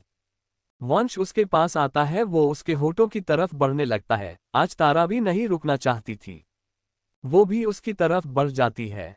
वो दोनों डे से ही एक दूसरे को किस करने वाले थे, तभी वंश का फोन रिंग हो जाता है। तारा थोड़ी पीछे हो जाती है। वो दूसरी तरफ मुंह करके कहती है, सर आप पहले फोन रिसीव कर लीजिए, कोई इंपॉर्टेंट कॉल होगा। तारा को बहुत ज्यादा शर्म आ रही थी, वंश को देखने में भी। वंश को इस वक्त कॉल करने वाले पर बहुत ज्यादा गुस्सा आ रहा था, क्योंकि उसकी वजह से उसका और उसकी वाइफ का इतना अच्छा मोमेंट खराब हो गया था। वंश बिना ये देखे किसका फोन है, फोन को स्विच ऑफ करके सोफे पर फेंक देता है। वंश तारा को कहता है रॉन्ग नंबर था। तारा ठीक है बोलकर बाहर जाने लगती है। वंश उसका हाथ पकड़कर उसे रोक लेता है। तारा उसे कहती है, सर मॉम ने पूजा की सारी जिम्मेदारी मुझे दी थी, मुझे देखना होगा कि सभी सर्वेंट सही से सब काम कर रहे हैं ना। वंश उसे कहता है, आपने उन्हें पहले ही सब काम समझा दिया था, वो कर लेंगे। तारा उसे कहती है, सर मॉम मेरा इंतजार कर रही होगी, नानाजी और सभी के घर जाने के बाद में मॉम से मिली है नहीं। किसी काम के लिए उनको मेरी जरूरत होगी, मुझे उनकी मदद करनी चाहिए। वंश उसका हाथ नहीं छोड़ता और उसे कहता है, मॉम अपने रूम में आराम कर रही है। तारा उसे कहती है, भाई कह रहे थे उनको मुझसे कोई बात करनी है, कोई जरूरी बात होगी। मैं पूछकर आती हूँ उनसे क्या काम था उनको मुझसे। वंश उसे कहता है, वो अंश है, उसके पास कोई जरूरी बात नहीं होती है। तारा उसे फिर से कहती है, नानाजी ने सिखाया था बचपन में, ससुराल में बहू को ज्यादा अपनी सास के साथ रहना चाहिए, उनकी सेवा करनी चाहिए, नहीं तो सास नाराज हो जाती है। वंश उसे कहता है, मैंने भी कहा था ना, अब हमें कोई अलग नहीं कर सकता। तारा वंश के सारे जज्बात समझ रही थी, वो भी उसको अब और ज्यादा परेशान नहीं करना चाहती थी। वो उसकी तरफ मुंह करती है, पर उसको देखने की हिम्मत नहीं हो रही थी उसमें। वंश उससे पूछता है, आप ठीक हो ना। तारा नीचे देखते हुए धीरे से जी सर कहती है। वंश तारा के चीन को पकड़कर उसको ऊपर उठाकर उसको कहता है, शुड वी कंटिन्यू। तारा के चेहरे पर बड़ी सी स्माइल आ जाती है, ये सोचकर कि वंश कभी उसके साथ जबरदस्ती नहीं करता, उसे पता है वो तैयार है, फिर भी वो उसकी परमिशन मांग रहा है। तारा उसकी आंखों में देखती है, अपने दोनों हाथों को उसके गले में डालकर वो अपनी आंखें बंद करके उसके होठों के किस करने लगती है। तारा के इस फर्स्ट मूव में वंश भी उसका पूरा साथ दे रहा था। वंश का एक हाथ उसकी गर्दन पर था और दूसरा हाथ उसकी कमर पर कसता जा रहा था। वंश ऐसा बिल्कुल भी नहीं चाहता था कि तारा उसका और अपना फर्स्ट किस कभी भी भूले। थोड़ी देर बाद वो दोनों एक दूसरे से अलग होते हैं। तारा का पूरा चेहरा शर्म से लाल हो गया था। वंश उसके चेहरे को थामकर उसके पूरे चेहरे पर किस करता है, फिर उसके होठों के किस करने लगता था। आज वंश बिल्कुल भी तारा को खुद से दूर नहीं करना चाहता था, उसको पूरी अपनी बनाना चाहता था। थोड़ी देर बाद उसे महसूस होता है तारा को सांस लेने में प्रॉब्लम हो रही है। वो उससे अलग होता है। तारा तेजी से सांस लेकर अपनी सांसों को कंट्रोल कर रही थी। वंश तारा को गोद में उठाकर बेड की तरफ ले जाता है। वो उसे आराम से बेड पर लेटाता है, जैसे कि वो कोई कांच की बनी गुड़िया हो, अगर वंश में उस पर जरा भी जोर लगा दिया तो टूटकर बिखर जाएगी। वो उसके माथे पर किस करके उसको बोलता है, आप तैयार हो ना हमारे रिश्ते को एक कदम आगे के जाने के लिए। अभी भी आप चाहो तो मैं इंतजार करने के लिए तैयार हूं, मैं आपसे नाराज नहीं होऊंगा। तारा उसकी आंखों में देखकर बस अपनी पलकें हमें झपका देती है। वंश उसका इशारा समझ जाता है। आज रात उन दोनों के बीच की सारी दूरियां मिट गई थी। वंश ने तारा को उसकी पूरी सहमति से हर तरह से अपना बना लिया था। तारा ने भी आज वंश को पूरे मन से अपना लिया था। अगले दिन वंश सुबह उठता है, उठते ही उसको आंखों के सामने तारा का सुंदर चेहरा था। स्वर मेरे माहिए जिन्ना सोहना, ना कोई होया ना कोई होना। Je m'appelle Teo सोना BAKHUDA। मेरे माहिए जिन्ना सोहना। ना कोई होया ना कोई होना। Je m'appelle Teo सोना BAKHUDA स्वर। वंश तारा के माथे पर किस करता है। उसके किस करते ही तारा के होठों पर स्माइल आ जाती है। वो अपनी आंख खोलती है, उसके सामने वंश का हैंडसम चेहरा था, जो उसे बड़े प्यार से देख रहा था। वो नींद से उठने के बाद भी बिल्कुल तरोताजा लग रहा था। बस उसके बाल बिखरे हुए थे, उसमें भी वो क्यूट लग रहा था। तारा वंश के बालों को अपनी उंगलियों से ठीक करके वापस अपनी आंखें बंद कर लेती है। वंश तारा के होठों पर किस करके उससे कहता है, गुड मॉर्निंग मिसेज सूर्यवंशी। तारा अपनी एक आंख खोलती है और अपने मुंह को वंश के सीने में छुपा कर कहती है, नो गुड मॉर्निंग, मुझे सोना है। वंश उसे कहता है, ऑफिस नहीं जाना क्या आज आपको। तारा उसे बच्चों की तरह जिद करके कहती है, मुझे नहीं जाना कहीं भी, आप छुट्टी कर लीजिए आज। वंश उसे कहता है, मैं तो कर लूंगा, आपको तो जाना पड़ेगा ना। नहीं तो आपके बॉस आपको जॉब से निकाल देंगे, उनको क्या कहोगी आप, मैंने सुना है आपके बॉस बहुत ज्यादा खड़ूस है। तारा उससे कहती है, मेरे बॉस के लिए कुछ भी नहीं बोलना आप, इतने भी बुरे बॉस नहीं है वो, जो उनको नहीं जानते उनको ही वो बस खादुश लगते हैं, बहुत अच्छे हैं वो। मैं कल बॉस से बात कर लूंगी, उनको समझा दूंगी। समझदार है वो। वंश उसको शरारत के साथ कहता है, क्या समझाओ आप अपने बॉस को कि आपके हस्बैंड ने आपको पूरी रात सोने नहीं दिया, इसीलिए आपने अगले दिन छुट्टी कर लिया। तारा वंश को छोटी आंखें करके घूर के देखकर कहती है, सर। वंश उसकी तरफ आंख मरते हुए कहता है, सच भी कह सकती हो आप उनको। समझ जाएंगे वो, समझदार है ना वो। तारा को वंश की बातें सुनकर बहुत ज्यादा शर्म आ रही थी, वो उसे धीरे से कहती है, सर, मैं सच में थक गई हूँ। वंश उसे कहता है, मैं दे देता हूँ आपको अपनी एनर्जी। वंश उसको किस करने के लिए आगे आता है, पर तारा अपने मुंह पर हाथ रखकर कहती है, कोई जरूरत नहीं है, आपकी एनर्जी मुझे थका देगी। वंश उसको कहता है, मैं तो अपना गुड मॉर्निंग किस ले रहा हूँ। तारा अपने मुंह को चद्दर के अंदर डालकर कहती है, नो मोर गुड मॉर्निंग किस। हो गया आप क्या आज का, अब बस। वंश उसे कहता है, ये क्या बात हुई, वो तो मेरा हुआ ना, आपका अभी बाकी है, वो कौन देगा। तारा अपनी थोड़ी सी कंबल हटाकर उसे धीरे से कहती है, आपका और मेरा अलग अलग है। वंश के चेहरे पर स्माइल आ जाती है। तारा की बात सुनकर वो उसके माथे पर किस करके उसे कहता है, नहीं। वंश खुद को कंबल से कवर से करते हुए तारा को कहता है, पर गुड मॉर्निंग किस की बात अलग है। कुछ देर बाद वंश फ्रेश होके नीचे जाता है। उसने आज घर के अपने कैंडिडेबल कपड़े पहने थे, white shirt with black pant. वो हमेशा की तरह रॉयल एंड क्लासी लग रहा था। तारा अपने रूम में आराम कर रही थी। सुबह के 10 बज रहे थे। यशोदा जी नीचे सोफे पर बैठकर मैगजीन पढ़ रही थी। वंश उनको पास सोफे पर बैठ जाता है। वो उनको कहता है, good morning mom. Yashoda ji अपनी नज़र मैगजीन से हटाकर उसे कहती है, गुड मॉर्निंग, आज उठने में लेट कर दी और तारा कहाँ है। वंश उन्हें कहता है, वो रेस्ट कर रही है।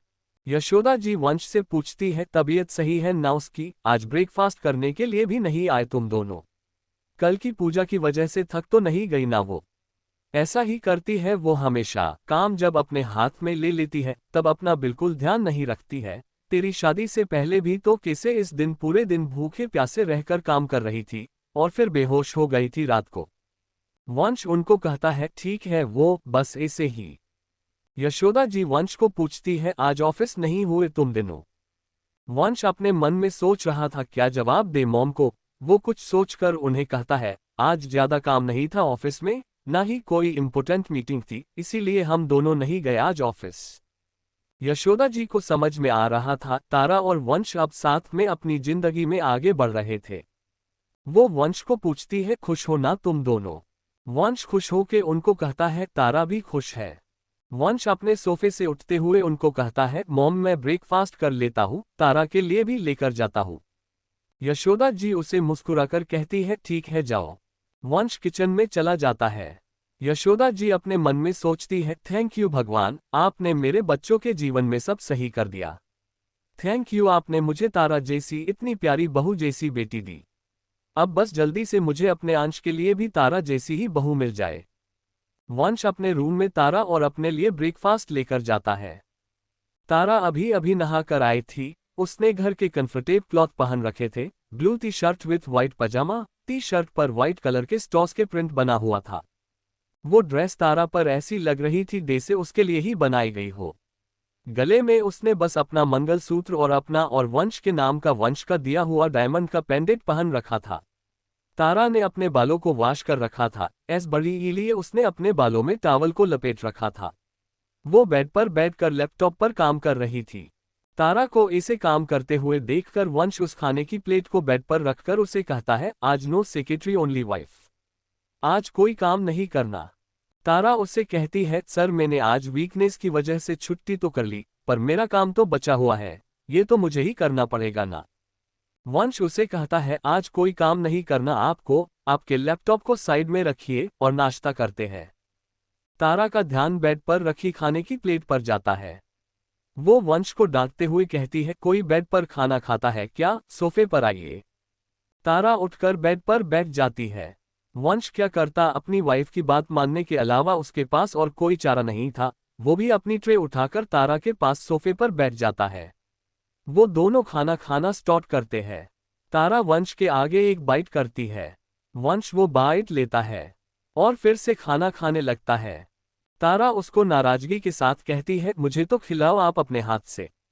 वंश तारा के सामने बाइट करते हुए पूछता है कि एक बात बताओ, क्या आपने सिर्फ मम्मी के कहने पर मुझसे शादी की थी? तारा वंश के हाथ से खाना खाते हुए हाँ में सर हिलाती है। वंश उसे कहता है, आपको कभी मुझे देखकर विचार नहीं आया, ऐसा कुछ भी?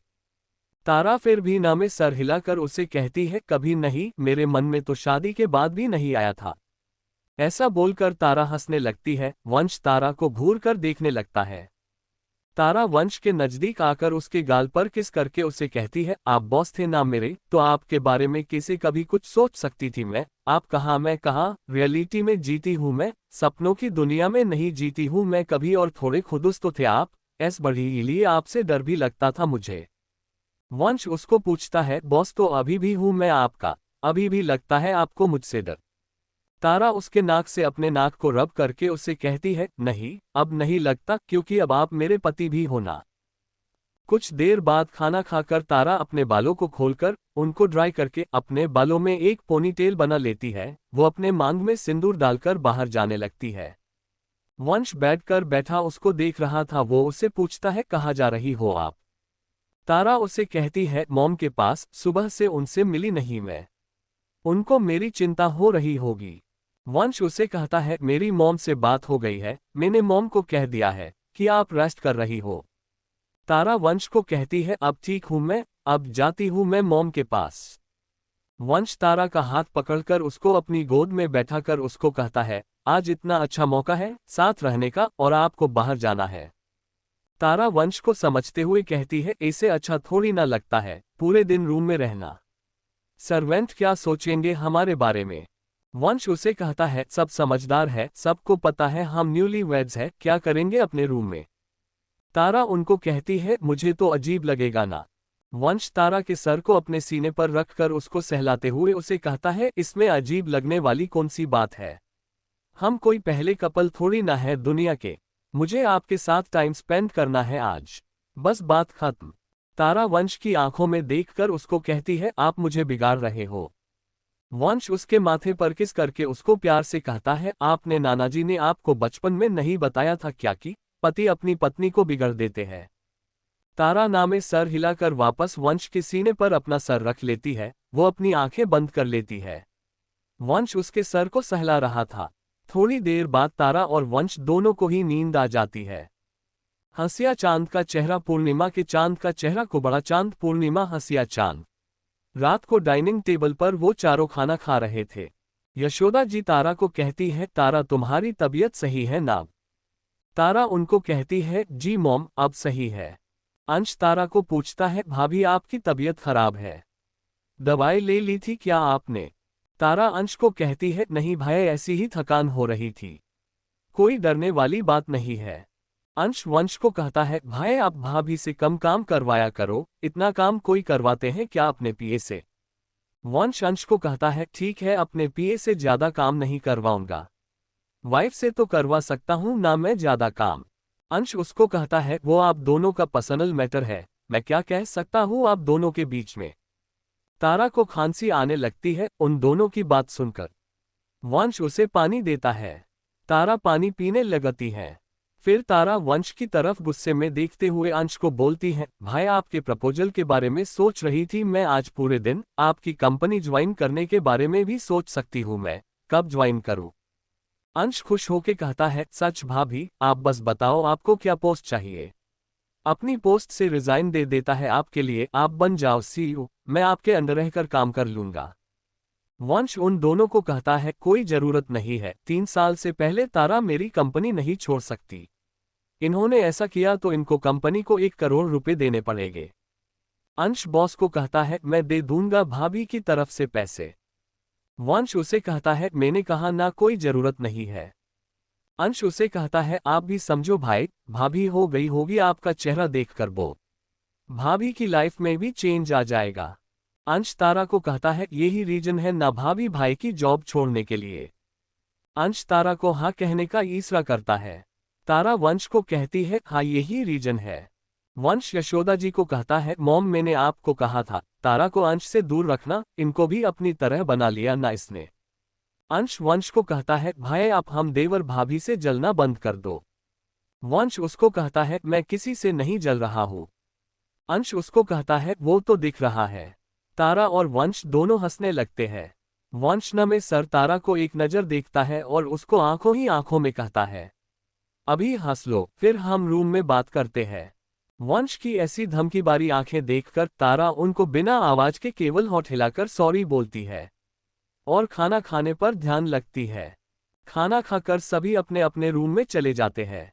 अगले दिन तारा और वंश ऑफिस में थे। लंच टाइम होने वाला था। वंश तारा को अपने केबिन में बुलाया है। वंश तारा को कहता है, तारा आज हम बाहर खाना खाने चलेंगे, राशि और विशाल भी आ रहे हैं। तारा उसे कहती है, ठीक है सर। वंश उसे कहता है, क्या आप मुझे हमेशा सर ही बोलने वाली हो? वंश भी बोल सकते हैं आप मुझे कोई प्रॉब्लम नहीं है। तारा कुछ देर के लिए कुछ भी नहीं कहती है। वो कुछ सोचकर वंश को कहती है, सर मैं अपने दोस्तों को सूचित कर देती हूँ कि मैं आपके साथ बाहर खाना खाने जा रही हूँ, नहीं तो वो मेरा इंतजार करेंगे। वंश उसे कहता है, ठीक है, मैं बाहर इंतजार कर रहा हूँ आपका, जल्दी आना। तारा और वंश केबिन के बाहर चले जाता है। वंश लिफ्ट से नीचे चला जाता है और तारा पूजा के पास चली जाती है, उसको बताने के लिए कि वो वंश के साथ जा रही है। पूजा को बताकर तारा भी नीचे चली जाती है। वंश उसका इंतजार कर रहा था कार के बाहर खड़े होकर। वंश तारा के लिए दरवाजा खोलता है। तारा उसमें बैठ जाती है। वंश भी ड्राइविंग सीट पर बैठ जाता है। आज वंश ने ड्राइवर को माना कर दिया था कार चलाने के लिए, क्योंकि वो तारा के साथ कुछ देर प्राइवेसी से रहना चाहता था। कार में वंश तारा से पूछता है, आपको खाने में क्या पसंद है? तारा उसको बताती है, मैं तो वेज में सब कुछ खा लेती हूँ। वंश उसको कहता है, कुछ तो फेवरेट होगा, मुझे पता ही नहीं है आपको खाने में क्या पसंद है। तारा उसको सोचकर बताती, खाने में मेरे फेवरेट है pizza, burger, vanilla ice cream, momos, papaya shake, veg biryani, ghevar, golgappe, pasta, dosa, dal makhani, kaju katli, मेरे मम्मी के हाथ के दाल चावल, मेरी मम्मी दुनिया के बेस्ट दाल चावल बनाती है। हाँ ये सब पसंद है मुझे, आपको क्या क्या पसंद है? वंश उसको बताने ही वाला था, पर तारा उसके बोलने से पहले बोलती है, मुझे पता है आपको इटालियन और मैक्सिकन फूड अच्छा लगता है। मैंने आपके बारे में पढ़ा था पिछली साल की person of the year magazine में, आपकी फोटो थी उस मैगजीन के कवर पेज पर। पूजा ने दो थी मुझे वो मैगजीन, आपका इंटरव्यू था उस मैगजीन में। वंश उसको मुस्कुराकर कहता है, हाँ मुझे पसंद है वो सब, और इसके साथ मॉम के हाथ का बना गाजर का हलवा भी मुझे अच्छा लगता है। मॉम हर बर्थडे पर मेरे लिए गाजर का हलवा बनाती है। थोड़ी देर में वो रेस्टोरेंट पहुंच जाते हैं। वंश अपने कार की चाबी वहां की सिक्योरिटी को दे देता है पार्क करने के लिए। वो दोनों अंदर जाने ही वाले थे तभी वंश को किसी का कॉल आता है। वंश तारा को कहता है, मैं कॉल अटेंड करता हूँ, इम्पोर्टेंट है, तब तक आप अंदर जाए, अंदर बोल देना 4 लोगों के लिए टेबल बुक है। तारा वंश को कहती है, जी सर। 10 मिनट बाद कॉल पर बात करके वंश अंदर जाता है। वो देखता है तारा मैनेजर से बात कर रही थी। वंश उनके पास जाता है। वंश तारा को पूछता है, क्या हुआ तारा, आप यहाँ क्या रह रही हैं इतनी देर से? मैनेजर वंश को कहता है, सर मैं कितनी देर से इन मैम से पूछ रहा हूँ, किसके नाम से टेबल बुक है बता ही नहीं रह रही है मुझे, बस इतना बताया कि 4 लोगों के लिए बुक है और उनके पति ने बुक की है। आप इनके पति हैं? वंश उनको हाँ कहता है। मैनेजर उनको कहता है आप बताएं किसके नाम से बुक है टेबल। वंश उनको कहता है वंश सूर्यवंशी। मैनेजर उनको उनकी चेयर तक पहुंचा देता है। वो दोनों चेयर पर बैठ जाते हैं। वंश तारा को पूछता है आपने मैनेजर को क्यों नहीं बताया किसके नाम से बुकिंग की है टेबल। तारा उसको धीरे से कहती है वो सर मैं।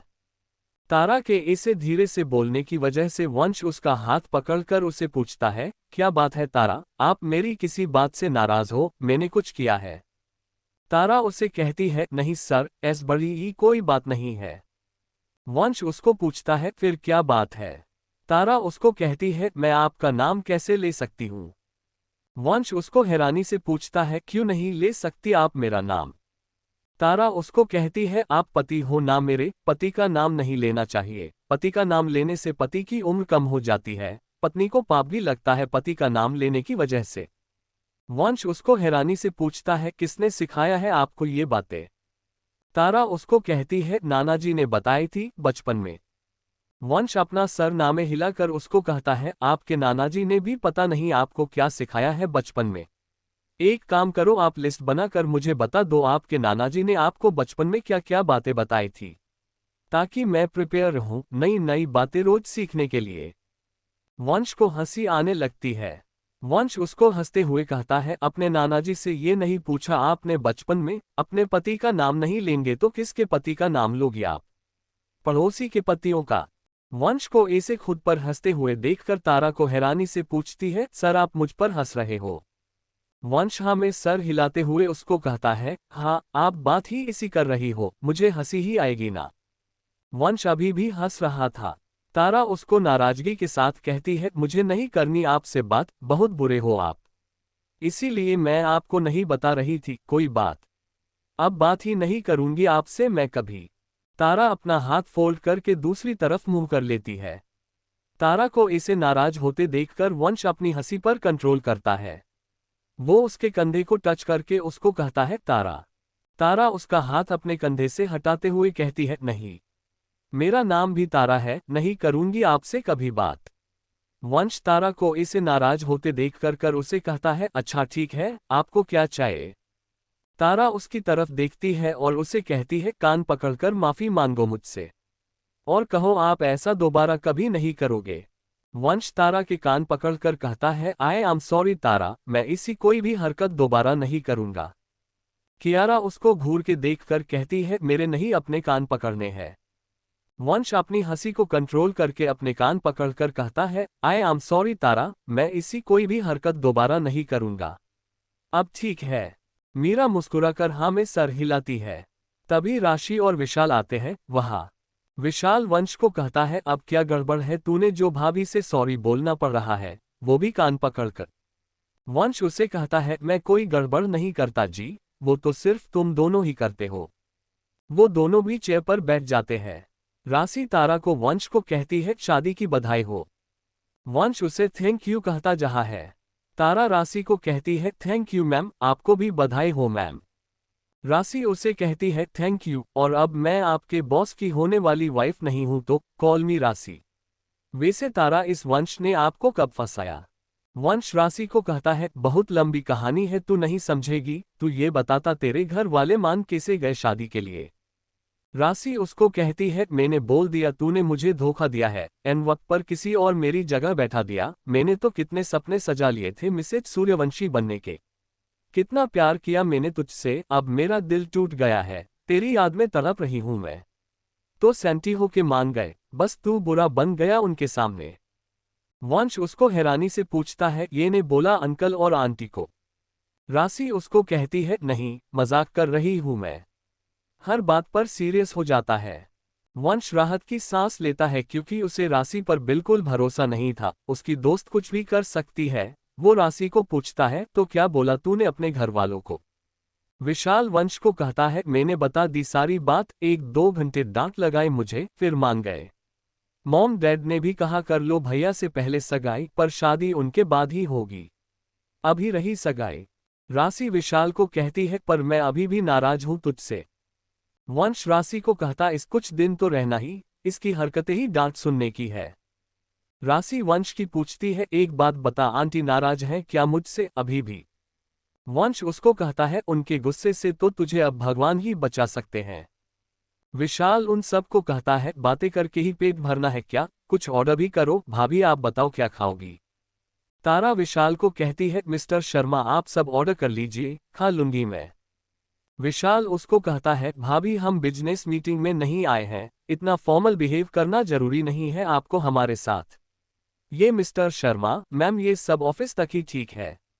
मैं इस वंश से 1 महीना बड़ा हूं तो रिश्ते में मैं आपका जेठ लगा। अपने बड़े भाई की बात मानो आप और खाना ऑर्डर करो, आज सब कुछ आपका पसंद का ही खाएंगे। आप ही ऑर्डर करो। तारा को विशाल की बात सुनकर बहुत ज्यादा खुशी होती है। शादी से पहले तो उसके बस एक ही छोटा भाई था, पर वंश से शादी के बाद उसकी लाइफ में 2 बड़े भाई आ गए हैं। वो खुश होकर विशाल को कहती है जी भाई। तारा सबके लिए खाना ऑर्डर करती है। फिर सब खाना खाने लगते हैं। राशि तारा को कहती है थैंक यू तारा, आपने इससे शादी कर ली, मुझे तो लगा था ये जीवन भर सिंगल ही रहने वाला है। मेरे भागने के बाद। वंश राशि को कहता है तुझे भागना ही था तो मुझे बता कर तो भाग सकती थी ना तू। राशि उसे कहती है तुझे परेशान नहीं करना चाहती थी मैं। वंश राशि को के कहता है तू परेशान हुई उसका क्या? तेरा नाम खराब हो रहा है ना, मीडिया तक ये बात पहुंच जाती तो। राशि उसे कहती है सब सही से हो गया ना, चिंता मत करो। राशि तारा को कहती जी तारा आपको पता है मैंने ही इसको आइडिया दिया था सगाई वाले दिन किसी और के साथ शादी करने के लिए। तब तो इसने मुझे माना कर दिया था। बड़ा फास्ट निकला ये कब से पसंद करते हैं ये आपको? तारा कुछ भी नहीं बोलती और वंश की तरफ देखने लगती है। राशि विशाल की बताती है वैसे जब मैंने तेरे शादी की खबर देखी ना, मुझे कोई सरप्राइज नहीं हुआ। जिस रात तारा बेहोश हुई थी मुझे तो उसी दिन पता चल गया था तू तारा की कितनी केयर करता है। विशाल राशि से पूछता है कौन सा दिन? राशि विशाल को सारी बात बताती है। विशाल उसे कहता है जब तुझे लगा था वंश के दिल में कोई और है तो तूने वंश को बताया क्यों नहीं? राशि उसे कहती है ये बात तो मैंने इसकी शादी के बाद दिमाग में आई थी। वंश पर मुझे बिल्कुल शक नहीं किया था कभी, मुझे क्या पता था ये मेरे साथ ऐसा करेगा कभी। वंश उसे कहता है तो तू क्या चाहती थी मैं तेरा मंडप में बैठकर इंतजार करता? राशि उसे कहती है हाँ, अब तो तू ऐसे ही बोलेगा, अब तेरे पास बेटर ऑप्शन जो है नहीं। कुछ दिन पहले तो तू मारा जा रहा था मुझसे शादी करने के लिए। वंश उसे कहता है सही कहा, मुझे जल्दी थी तुझसे शादी की, तभी तो तूने मोम के कंगन पहले थे।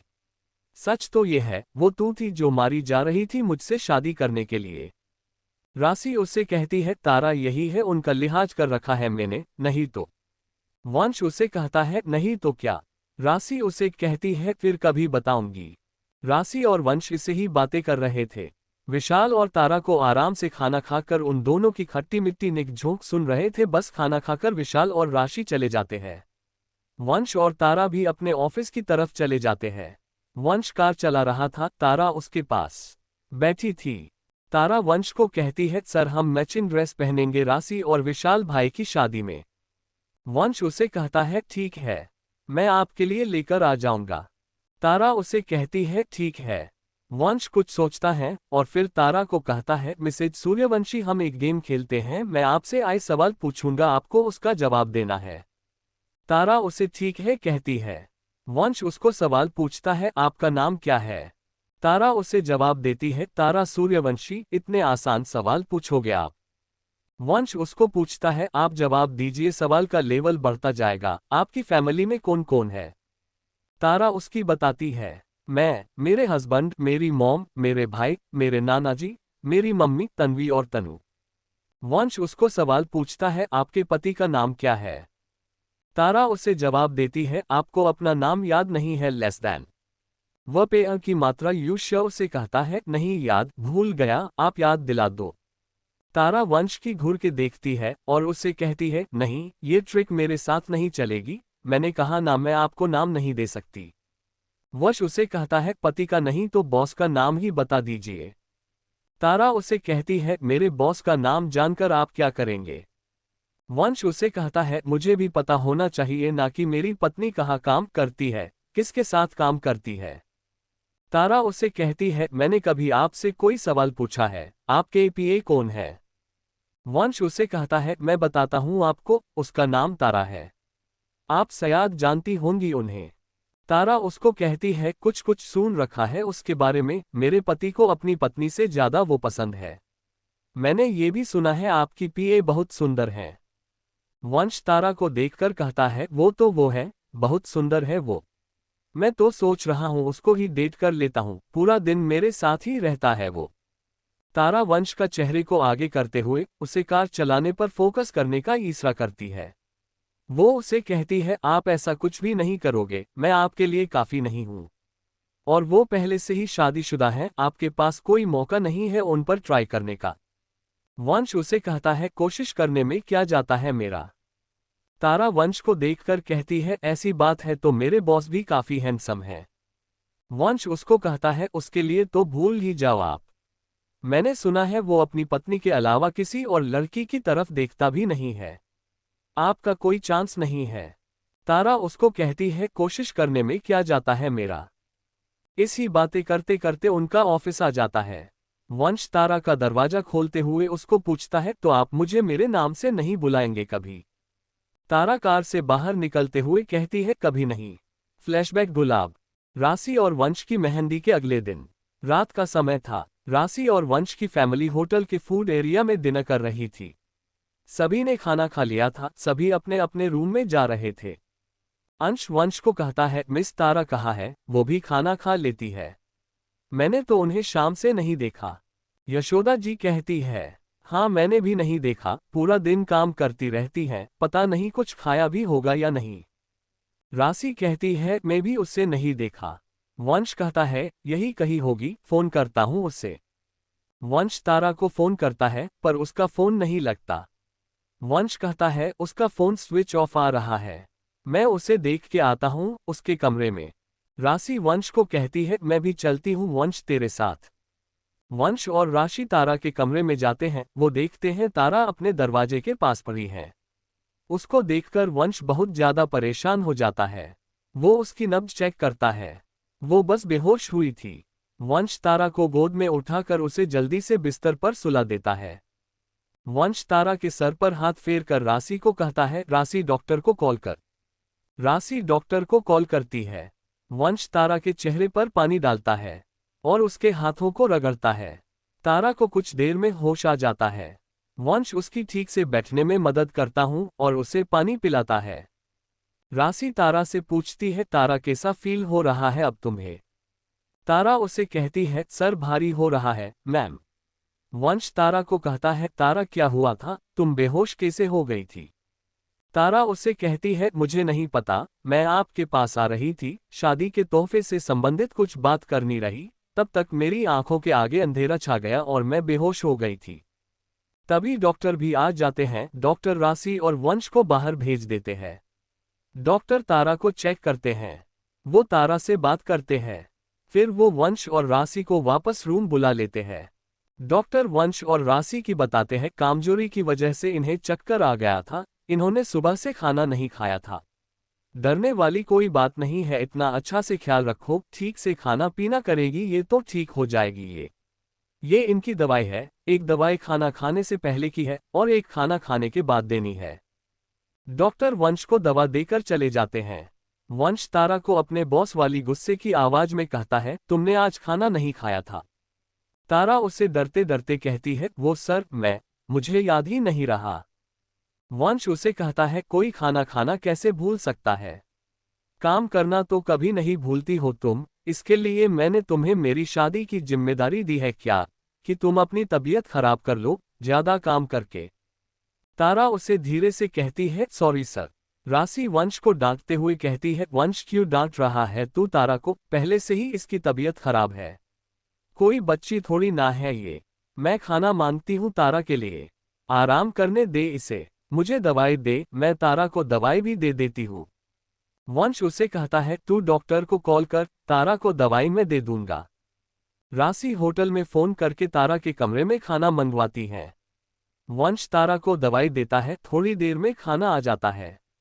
तारा खाना खाना लगती है। राशि वंश को कहती है, वंश अभी हमें चलना चाहिए, अब तारा ठीक है। वंश का पूरा ध्यान तारा पर ही था। वो तारा को देखते हुए राशि को कहता है, मुझे पता है, मैं यहाँ से चला गया तो कोई और काम करने लग जाएगी ये और खाना खाना फिर से भूल जाएगी। तारा उसे कहती है, सर मैं खा रही हूँ खाना, आप चले जाओ। वंश तारा को कहता है, खत्म करो, यही हूँ मैं। तारा वंश को कहता है, सर बड़ी मैम ने कहा था आपकी शादी के लिए आप अपने रिश्तेदारों को गिफ्ट देना चाहते हैं, क्या देना है उन्हें गिफ्ट में? वंश उसे कहता है, कल चर्चा करेंगे, अभी खाना खाओ पहले। तारा उसे कहती है, ठीक है सर। वंश को डांटते हुए कहता है, तुमसे अपना ध्यान नहीं रखा जा रहा तो तुम वापस अपने घर जा सकते हो। किसी और से व्यवस्था करवाऊंगा मैं शादी के लिए, मेरी शादी करने के लिए तुम्हें बीमार होने की जरूरत नहीं है। तारा उसे कहती है, सॉरी सर, आगे से ध्यान रखूंगी। राशि वंश को कहती है, ऐसे कौन डराता है अपने कर्मचारी को, ये सब मेरे सामने नहीं चलेगा। वंश उसे कहता है, अभी शादी हुई नहीं है अभी हमारी, तो ये पत्नी वाली हरकत करने की जरूरत नहीं है तुझे मेरे साथ। राशि उसे कहती है, ये तुझे क्या है, आप बोल मुझे, मिसेज सूर्यवंशी बनने वाली हूं मैं, इज्जत दे मुझे। वंश उसे कहता है, इज्जत वो भी तुझे, इज्जत दिल से आती है, तुझे तो बचपन से जनता हूं ना मैं, तेरे लिए इज्जत तो तेरे कभी नहीं आएगी। राशि उसे कहती है, ओ हेलो, तेरी पीए सामने है तो तुझे कुछ बोलना नहीं चाहती हूं मैं, तो ज्यादा मत बन, नहीं तो। वंश उसे कहता है, नहीं तो क्या? राशि उसे कहती है, शादी होने दे फिर बात करते हैं। तब तक तारा ने खाना खा लिया था। वंश उसे पानी देता है, फिर उसे दवा देता है। तारा उन दोनों को कहती है, thank you sir, thank ma'am. वंश उसे क्या है, अब आराम करना, बाकी बच्चा काम कल करना। तारा उसे कहती है, ठीक है सर। वंश और राशि चले जाते हैं अपने अपने कमरे में। फ्लैश बैक एंड गुलाब। रात को डिनर करके तारा और वंश बेड पर बैठकर बातें कर रहे थे। तभी तारा को किसी का कॉल आता है। तारा दिखती है, उसको तन्वी का कॉल आ रहा है। तारा उसका फोन रिसीव करती है। तन्वी उसको टेंशन में कहती है, दीदी एक प्रॉब्लम हो गयो है। तारा उसको पूछती है, क्या प्रॉब्लम हो गई है? तन्वी उसको कहती है, एक हफ्ते बाद मेरे कॉलेज के फाइनल ईयर के एग्जाम है और मुझे कुछ भी नहीं आता। तारा उसको कहती है, अब पढ़ ले तो। तन्वी उससे कहती है, आपने मुझे कहा था आप मुझे अकाउंट्स पढ़ा दोगे, मैं आपके भरोसे बैठी थी, आप यहाँ आ जाओ और मुझे पढ़ाओ, 1 महीने यही रुक जाओ। तारा उसको कहती है, 1 महीने के लिए कैसे आ सकती हूँ मैं? तन्वी उससे कहती है, दीदी मैं फेल हो जाऊंगी, आप तो अपना प्रॉमिस हमेशा पूरा करते हो, प्लीज आ जाओ। तारा उसे कहती है, ठीक है मैं सर से बात करती हूँ। तन्वी उसे कहती है, थैंक यू दीदी, कल ही आ जाना, बाय। तारा बाय कहकर फोन काट कर देती है। तारा वंश को कहती है, सर मैं 1 महीने नानाजी के घर चली जाओ। वंश 1 महीने का नाम सुनकर उसे कहता है, नहीं जाना। तारा उसे कहती है, तन्वी के एग्जाम है, मैंने उसे प्रॉमिस किया था मैं उसे अकाउंट्स पढ़ा दूंगी, अब हमारी शादी हो गई और मैं यहाँ आ गई। अब 1 हफ्ते बाद उसका एग्जाम है, मैं वहां नहीं गई तो वो पूरा घर अपने सर पर उठाकर मम्मी का सर दर्द कर देंगी। वंश उसे कहता है, 1 महीने मैं आपके बिना कैसे रहूंगा? तारा उसे कहती है, हम ऑफिस में मिलते रहेंगे ना रोज। वंश उसे कहता है, आपने ही शादी से पहले कहा था ना, हमारे रिश्ते का असर हमारे काम पर नहीं होना चाहिए। ऑफिस में आपके साथ रोमांस थोड़ी ना कर सकता हूं। तारा उसे कहती है, बस 1 महीने की ही तो बात है, ऐसा समझ लेना कि हम लॉन्ग डिस्टेंस रिलेशनशिप में है, प्लीज सर। वंश कुछ देर सोचता है, उसके दिमाग में एक आइडिया आता है। वो उसे कहता है, हम तन्वी को 1 महीने के लिए यहाँ सूर्यवंशी हाउस में बुला लेते हैं, उसकी पढ़ाई भी हो जाएगी यहाँ और हम दूर भी नहीं होंगे। तारा उसे कहती है, आइडिया अच्छा है, मैं कल मॉम से पूछती हूँ कि तन्वी को यहाँ बुला लूँ क्या। वंश उसे कहता है, मॉम को पूछने की क्या जरूरत है, वो कौन सी माना करेगी तन्वी को बुलाने के लिए। उसको अभी फोन करके कल आने के लिए कह दो, मैं कार भेज दूंगा। तारा उसे कहती है, नानाजी ने सिखाया था बचपन में, ससुराल में हर काम सास से पूछकर करना चाहिए। एक बहू को बहुत कुछ सोचना पड़ता है। मॉम से पहले पूछूंगी कि क्या तन्वी को यहाँ बुला लूं, फिर अगर वो हाँ कहेगी तभी तन्वी इस घर में आएगी, और मम्मी और नानाजी से भी पूछना पड़ेगा। और सबसे बड़ी बात तन्वी का भी भरोसा नहीं है, यहाँ आए या नहीं आए। जो भी होगा कल डिसाइड होगा। वंश उसको कहता है क्या क्या सोचना पड़ता है एक बहू को। मुझे तो लगा था एक बहू बस अपने पति के बारे में सोचती है। तारा उसे कहती है जी नहीं, और भी बहुत चीजें हैं पति से इम्पोर्टेंट। वंश उसे कहता है आपके नानाजी ने आपको कभी ये नहीं कहा क्या कि अपने पति को नाराज नहीं करना चाहिए, उसकी सारी बात मान लेनी चाहिए। तारा लेट जाती है, वो वंश को कहती है जी नहीं, ऐसी बड़ी कोई बात मेरे नानाजी ने मुझे नहीं कही थी, इसीलिए मैं आपकी कोई बात नहीं मानूंगी। वंश भी उसके बगल में लेट जाता है, वो उसको कहता है कोई बात नहीं मानोगी। तारा ना में सर हिलाती है। वंश उसे कहता है सच में। तारा हाँ में सर हिलाती है। वंश उसके करीब आकर उसको कहता है मुझे आपको किस करना है, और मैं चाहता हूं आप भी मेरा साथ दो। तारा उसे कहती है सर आप। तारा उसके आगे कुछ कह पाती उससे पहले ही वंश उसके ऊपर आकर उसको होठ पर किस करने लगता है, जिससे उसके वर्ड्स उसके गले में ही रह गए थे। वंश हमेशा की तरह उसको सॉफ्टली किस कर रहा था। थोड़ी देर में तारा भी उसका साथ देने लगती है। वंश को भी पता था तारा कभी उसको माना नहीं कर पाती थी। अगले दिन सुबह वो चारों डाइनिंग टेबल पर बैठे हुए थे, सभी ब्रेकफास्ट कर रहे थे।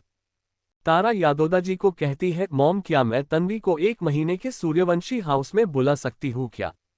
यशोदा जी तारा को कहती है इसने कौन सी पूछने की बात है तारा, ये तुम्हारा भी घर है, तुम्हारी बहन है, अपनी बहन के घर में आने के लिए उसको मेरी परमिशन की जरूरत नहीं है। तारा यशोदा जी को कहती है थैंक यू मॉम। अंश तारा से पूछता है वैसे भाभी आप अपनी काली बिल्ली बहन को हमारे घर की शांति भंग करने के लिए क्यों बुलाना चाहती हो। वंश घूर कर देखकर अंश को कहता है ये क्या तरीका है किसी के लिए पूछने का। वंश यशोदा जी को कहता है मॉम मैं कह रहा हूँ ये अपने सारे संस्कार भूलता जा रहा है। अंश वंश को कहता है भाई मैं तो बस पूछ रहा हूँ भाभी से कि वो अपनी बहन को यहाँ क्यों बुला रही है 1 महीने के लिए। तारा अंश को बताती है वो दरअसल भाई तन्वी के एग्जाम है 1 हफ्ते बाद, मैंने उससे कहा था मैं उससे पढ़ा दूंगी, हर साल उसको मैं ही पढ़ती हूँ, अब मेरी शादी हो गई और मैंने ऑफिस भी ज्वाइन कर लिया, मैनेज करना थोड़ा मुश्किल हो रहा था, तो सर ने कहा कि तन्वी को यहाँ ही बुला लो 1 महीने के लिए। वंश अंश को वॉर्न करते हुए कहता है और हाँ 1 महीना तन्वी यहाँ है तो उसके साथ अच्छे से रहना, उसके साथ डिसरिस्पेक्ट से बात करता तू अगर मुझे दिख गया तो तेरी कंपनी के सारे शेयर मैं खरीद लूंगा और तुझे तेरी ही कंपनी से निकाल दूंगा। अंश वंश को कहता है भाई आप मुझे इसी धमकी कैसे दे सकते हो, आपको मुझ बिल्कुल दया नहीं आती है इसी धमकी देते हुए। वंश अंश को कहता है नहीं आती। खाना खाकर तारा पहले शारदा जी से बात करती है, शारदा जी को भी इसमें कोई बुराई नजर नहीं आती, तारा के नानाजी किशोर की को भी कोई प्रॉब्लम नहीं थी तन्वी को तारा के ससुराल में भेजने के लिए। तारा फिर तन्वी को कॉल करती है। तन्वी फोन उठाकर कहती है हेलो दीदी आप कब आ रहे हो। तारा उसे कहती है मैं नहीं आ रही वहां, तू। तन्वी उसकी बात पूरी सुने बिना ही कहती है पर दीदी आपने मुझे प्रॉमिस किया था मुझे एग्जाम में पढ़ने का, आप अपना प्रॉमिस कैसे तोड़ सकते हो, ये गलत बात है। तारा उसे कहती है अरे राजधानी एक्सप्रेस मेरी पूरी बात तो सुन, मैं नहीं आ रही तो क्या तू यहाँ आ रही है 1 महीने के लिए। तन्वी खुश होके कहती है सच में दीदी। तारा उसे कहती है हाँ तू आ रही है, मैंने मम्मी नानाजी और मॉम सभी से बात कर ली है, अब मैं तुझे यहाँ ही पढ़ा दूंगी, तू यहीं से कॉलेज चली जाना। तन्वी उसे कहती है पर दीदी मेरी कॉलेज तो आपके घर से बहुत दूर है, लगभग 10 किलोमीटर दूर है, मैं तो थक जाऊंगी कॉलेज आने जाने में ही। तारा उसे कहती है कार छोड़ आएगी तुझे, तू आज अपनी सारी बुक्स और कपड़े जचा लेना, शाम को तुझे कार लेने आ जाएगी, आ जाना। तन्वी उसे कहती है ठीक है दीदी बाय। तारा उसे बाय कहकर फोन काट कर देती है। तन्वी से बात करके तारा सर्वेंट को कहकर नीचे का रूम तन्वी के लिए रेडी करने के लिए कह देती है। फिर वो वंश के साथ ऑफिस के लिए निकल जाती है। कार में तारा खिड़की से बाहर का नजारा देख रही थी। वंश उसको देख रहा था। वंश उसको देखकर मन में सोचता है अपने पति के अलावा सब कुछ देखना है इनको। वंश को सीट के पास एक बटन था, वो उसकी दबाता है जिसको दबाने से कार के बीच में एक मेटल की दीवार आ जाती है। ड्राइवर की सीट और पीछे की सीट के बीच में खिड़कियां पूरी तरह से बंद हो जाती है। अब ना बाहर से कुछ अंदर का दिख रहा था, ना अंदर से कुछ बाहर का दिख रहा था। तारा वंश की तरफ देखती है। वो उसको हैरानी से कहती है, सर ये खिड़की कैसे बंद हो गई अपने आप? वंश उसको कहता है, इनको मैंने बंद कर दिया। तारा उसकी कहती है, पर क्यों? मैं देख रही थी बाहर का नजारा। वंश उसका हाथ पकड़कर अपनी ओर खींचकर अपनी गोद में बैठा लेता है। वो उसे कहता है, इसीलिए बंद कर दिया क्योंकि आपको मुझसे ज्यादा ये बाहर के नजरे पसंद है। तारा उसकी गोद उठने की कोशिश करते हुए कहती है, सर आप ये क्या कर रहे हो? आगे ड्राइवर है। वंश उसकी गर्दन पर किस्सेज करते हुए कहता है, क्या कर रहा हूं? अपनी वाइफ के साथ रोमांस भी नहीं कर सकता कुछ टाइम के लिए? तारा उसे कहती है, ये कोई जगह है रोमांस के लिए? वंश उसे कहता है, मुझे कार में ही करना है। तारा उसकी कहती है, इससे अच्छे तो आप मेरे खुदुश बॉस ही ठीक थे। रोमांटिक से डर लगता है मुझे, पता नहीं कब आपका मूड हो जाता है रोमांस करने का। वंश उसे कहता है, पर मुझे तो मेरी शाय वाइफ ही पसंद है। शाम को सन बिहाइंड क्लाउड्स क्लाउड तन्वी घर आ जाती है। उसके लिए वंश ने पहले ही कार भेज दी थी।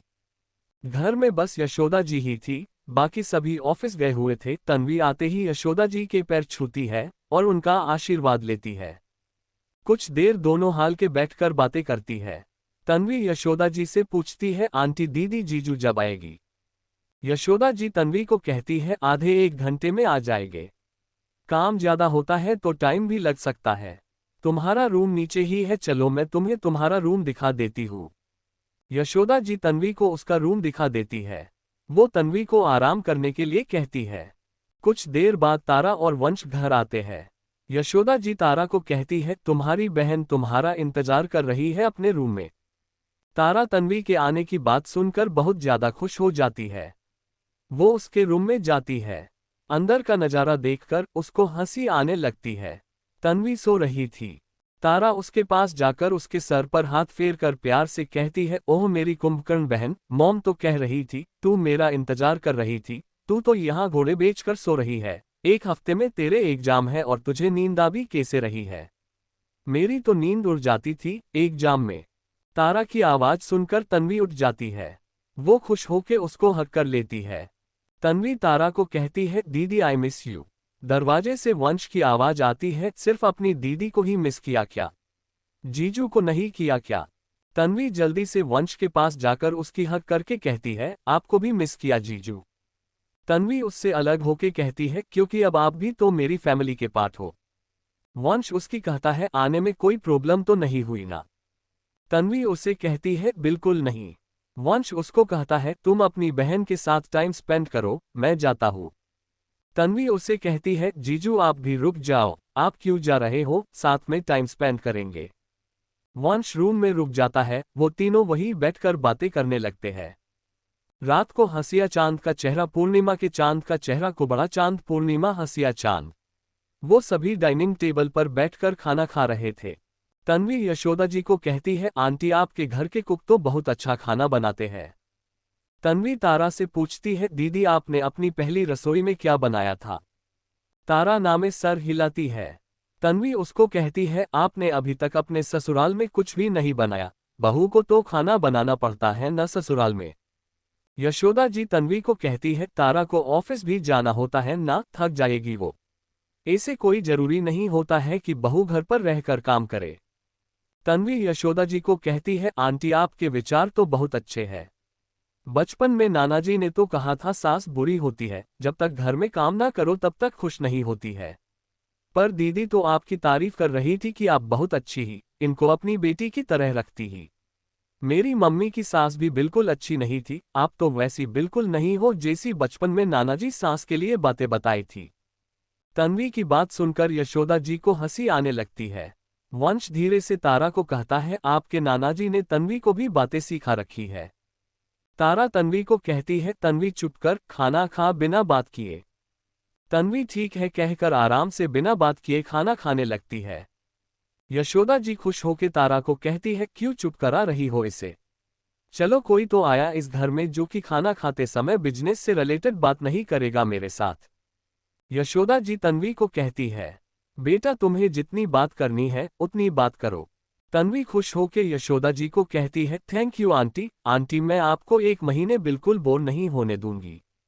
हम खूब बातें करेंगे साथ में। जब मैं जाऊंगी ना वापस नाना जी के घर तो सबसे ज्यादा आप ही दुखी होवोगे, देख लेना। अंश खाना खाते खाते अपने मन में सोचता है, कितना बोलती है ये लड़की, चुप नहीं होती क्या कभी ये। भाभी ने भी कहा फंसा दिया, 1 महीना इसकी बकबक सुननी पड़ेगी। लंदन चला जाओ क्या घूमने के लिए, जब तक ये यहाँ है तब तक। मैं क्यों जाऊं, मेरा घर है ये। खाना खाकर 1 घंटा तारा तन्वी को पढ़ती है, फिर वो अपने ऊपर अपने रूम में चली जाती है। अगले दिन सन बिहाइंड क्लाउड्स, क्लाउड सन बिहाइंड क्लाउड्स। सुबह सुबह तारा उठती है, उठते ही तारा के आंखों के सामने वंश का हैंडसम चेहरा था। वो वंश के चेहरे को निहारने लगती है। तारा वंश को देखते हुए अपने मन में सोचती है, हाय स्माइलिंग फेस, ये सोते हुए कितने क्यूट लगते हैं, जी करता है इनको ही देखती रहूं। जगते हुए भी क्यूट लगते हैं पर सोते हुए ज्यादा क्यूट लगते हैं। किसी की नजर न जाए कभी इनको, पता नहीं कौन कौन लड़कियां इन पर अपनी नजर डालते होगी। पता नहीं है क्या शादीशुदा है ये, अपनी नजर डालना बंद करे इन पर, मम्मी से कहकर इनकी नजर उतरवाऊंगी कभी। तारा इसे ही वंश को मुस्कुराते हुए देख रही थी, तभी वंश उठ जाता है। वो मुस्कुराकर तारा के होठों पर किस करके उसको गुड मॉर्निंग विश करता है। तारा भी उसे गुड मॉर्निंग विश करती है। वंश तारा को कहता है, आप मुझे सोते हुए को निहार रही थी, जगते हुए को भी देख सकते हो आप मुझे, इसे शर्माने की जरूरत नहीं है आपको मुझसे, आपका ही पति हूं मैं। तारा उसे कहती है, नहीं मैं नहीं देख रही थी आपको, मैं तो सो रही थी। मैं भी अभी उठी थी, आपसे 1 सेकंड पहले। वंश उसे घूर के देखकर कहता है, आप मुझसे झूठ कह रही हो, मैंने देखा है आपको मुझे देखते हुए। तारा उसे कहती है, अच्छा ठीक है देख रही थी, तो इसमें कौन सी बड़ी बात हो गई, आप पति हो मेरे, पूरी मीडिया के सामने शादी की थी मैंने आपके साथ, भूल गए आप, हक है मेरा आपको देखने का, क्यों नहीं देख सकती मैं आपको, बताओ। तारा अपने मन में सोचती है, ये क्या बोल रही है तू तारा। वंश बेड से उठते हुए उससे कहता है, देखिए जितना मर्जी उतना देखिए, मैंने कब मना किया आपको, पूरा हक है आपका मुझे देखने का, पूरी मीडिया के सामने शादी की थी आपने मुझसे। मैं नहाने जाता हूँ। तारा उसे कहती है, मैं भी, मेरा मतलब है ठीक है जाए। तारा अपने मन में सोचती है, भगवान जी आई नीड हेल्प। वंश को तारा भी बात सुनकर हंसी आ रही थी, पर वो तारा को ज्यादा परेशान नहीं करता है और वॉशरूम में चला जाता है। तारा खुद से बोलती है, तारा ये तुझे क्या हो जाता है उनको देखकर, वो क्या सोच रहे होगे तेरे बारे में, कुछ करना पड़ेगा इस जबान का, किसी दिन उनको भी अनकंफर्टेबल कर दूंगी मैं। कितने अच्छे हैं वो, मेरी इन फालतू बातों को भी इग्नोर कर देते हैं। थैंक यू भगवान जी उनको मेरी जिंदगी में लाने के लिए। तभी वंश रूम में वापस आ जाता है। वंश तारा को कहता है, मैं अपना टॉवल भूल गया था, वॉशरूम में भी नहीं है। तारा उसे कहती है, मैं दे देती हूँ आपको। तारा अपने मन में सोच रही थी, मैं कहीं जोर जोर से तो नहीं बोल रही थी ना, इन्होंने मेरी कोई बात तो नहीं सुनी ना, ये खुद से बड़बड़ाने वाली आदत भी बंद करनी पड़ेगी। तारा वंश को टॉवल देते हुए कहती है, ये लीजिए। वंश टॉवल लेते हुए कहता है, थैंक यू। वंश उसके गाल पर किस करके उसको कहता है, और चिंता मत कीजिए, मैंने ज्यादा कुछ भी नहीं सुना, बस लास्ट वाली लाइन को छोड़कर। वंश उसको आंख मार पर वॉशरूम में चला जाता है। तारा को खुद कर हंसी आ रही थी अपनी बचकानी हरकतों पर। दूसरी तरफ ट्यूलिप तन्वी सुबह सुबह 7:30 गार्डन में झूले पर बैठकर पढ़ रही थी। वो जल्दी उठ गई थी, नई जगह पर आने की वजह से वो एक्साइटेड थी, इसीलिए वो नहाकर जल्दी से गार्डन में आ गई थी। उसने निर्मल पिंक कलर का सूट पहन रखा था, बालों में पोनी टेल कर रखी थी उसने। वो भी कॉम फाइनल ईयर में थी। तन्वी पढ़ाई में तारा की तरह ही होशियार थी, पर एग्जाम नजदीक आने पर उसको हमेशा डर लगने लगता है, इसीलिए तारा उसको पढ़ा देती थी हमेशा से ही। तारा के भी सेम सब्जेक्ट थी, तन्वी पूरी लगन से पढ़ रही थी, उसको भी तारा की तरह पढ़ाई की पूरी इम्पोर्टेंस पता थी। पढ़ते पढ़ते उसकी नज़र अंश पर जाती है, जो कि अपने रूम की बालकनी में शर्ट लेस होके पुशअप कर रहा था। उसकी पूरी बॉडी पसीने में लथपथ हो रही थी, उसके 6 पैक एब्स और बॉडी सूरज की आ रही रोशनी में चमक रहे थे। अंश की पर्सनालिटी भी वंश से कम नहीं थी, वो वंश से किसी चीज में कम नहीं था। तन्वी दूसरी तरफ अपना मुंह कर लेती है। वो अपने आप से कहती है, इस बंदर को बिल्कुल शर्म नहीं है, किसे घर में बिना कपड़ों के घूम रहा है ये बेशर्म कहीं का। नाना जी इसको ऐसे कभी देख ले तो डांट और लगा दे, आंटी कभी इसको डांट नहीं लगती क्या, तभी बिगड़ा हुआ है ये बंदर कहीं का। तन्वी अपनी किताबें उठाकर अंदर चली जाती है क्योंकि अंश का ऐसे शर्ट लेस होके पुश अप करना उसको अनकंफर्टेबल कर रहा था। उसको नहीं पता था उसको देखकर उसको क्या फील हो रहा था, उसको बस ये पता था उसे किसी भी लड़के को ऐसे नहीं देखना चाहिए। Thank you for listening. मुझे उम्मीद है आपको यह स्टोरी पसंद आई होगी। अगर आपको पसंद आई है तो प्लीज़ लाइक और कमेंट करना ना भूलें और मोर स्टोरीज के लिए सब्सक्राइब करें। मिलते हैं नेक्स्ट वीडियो में।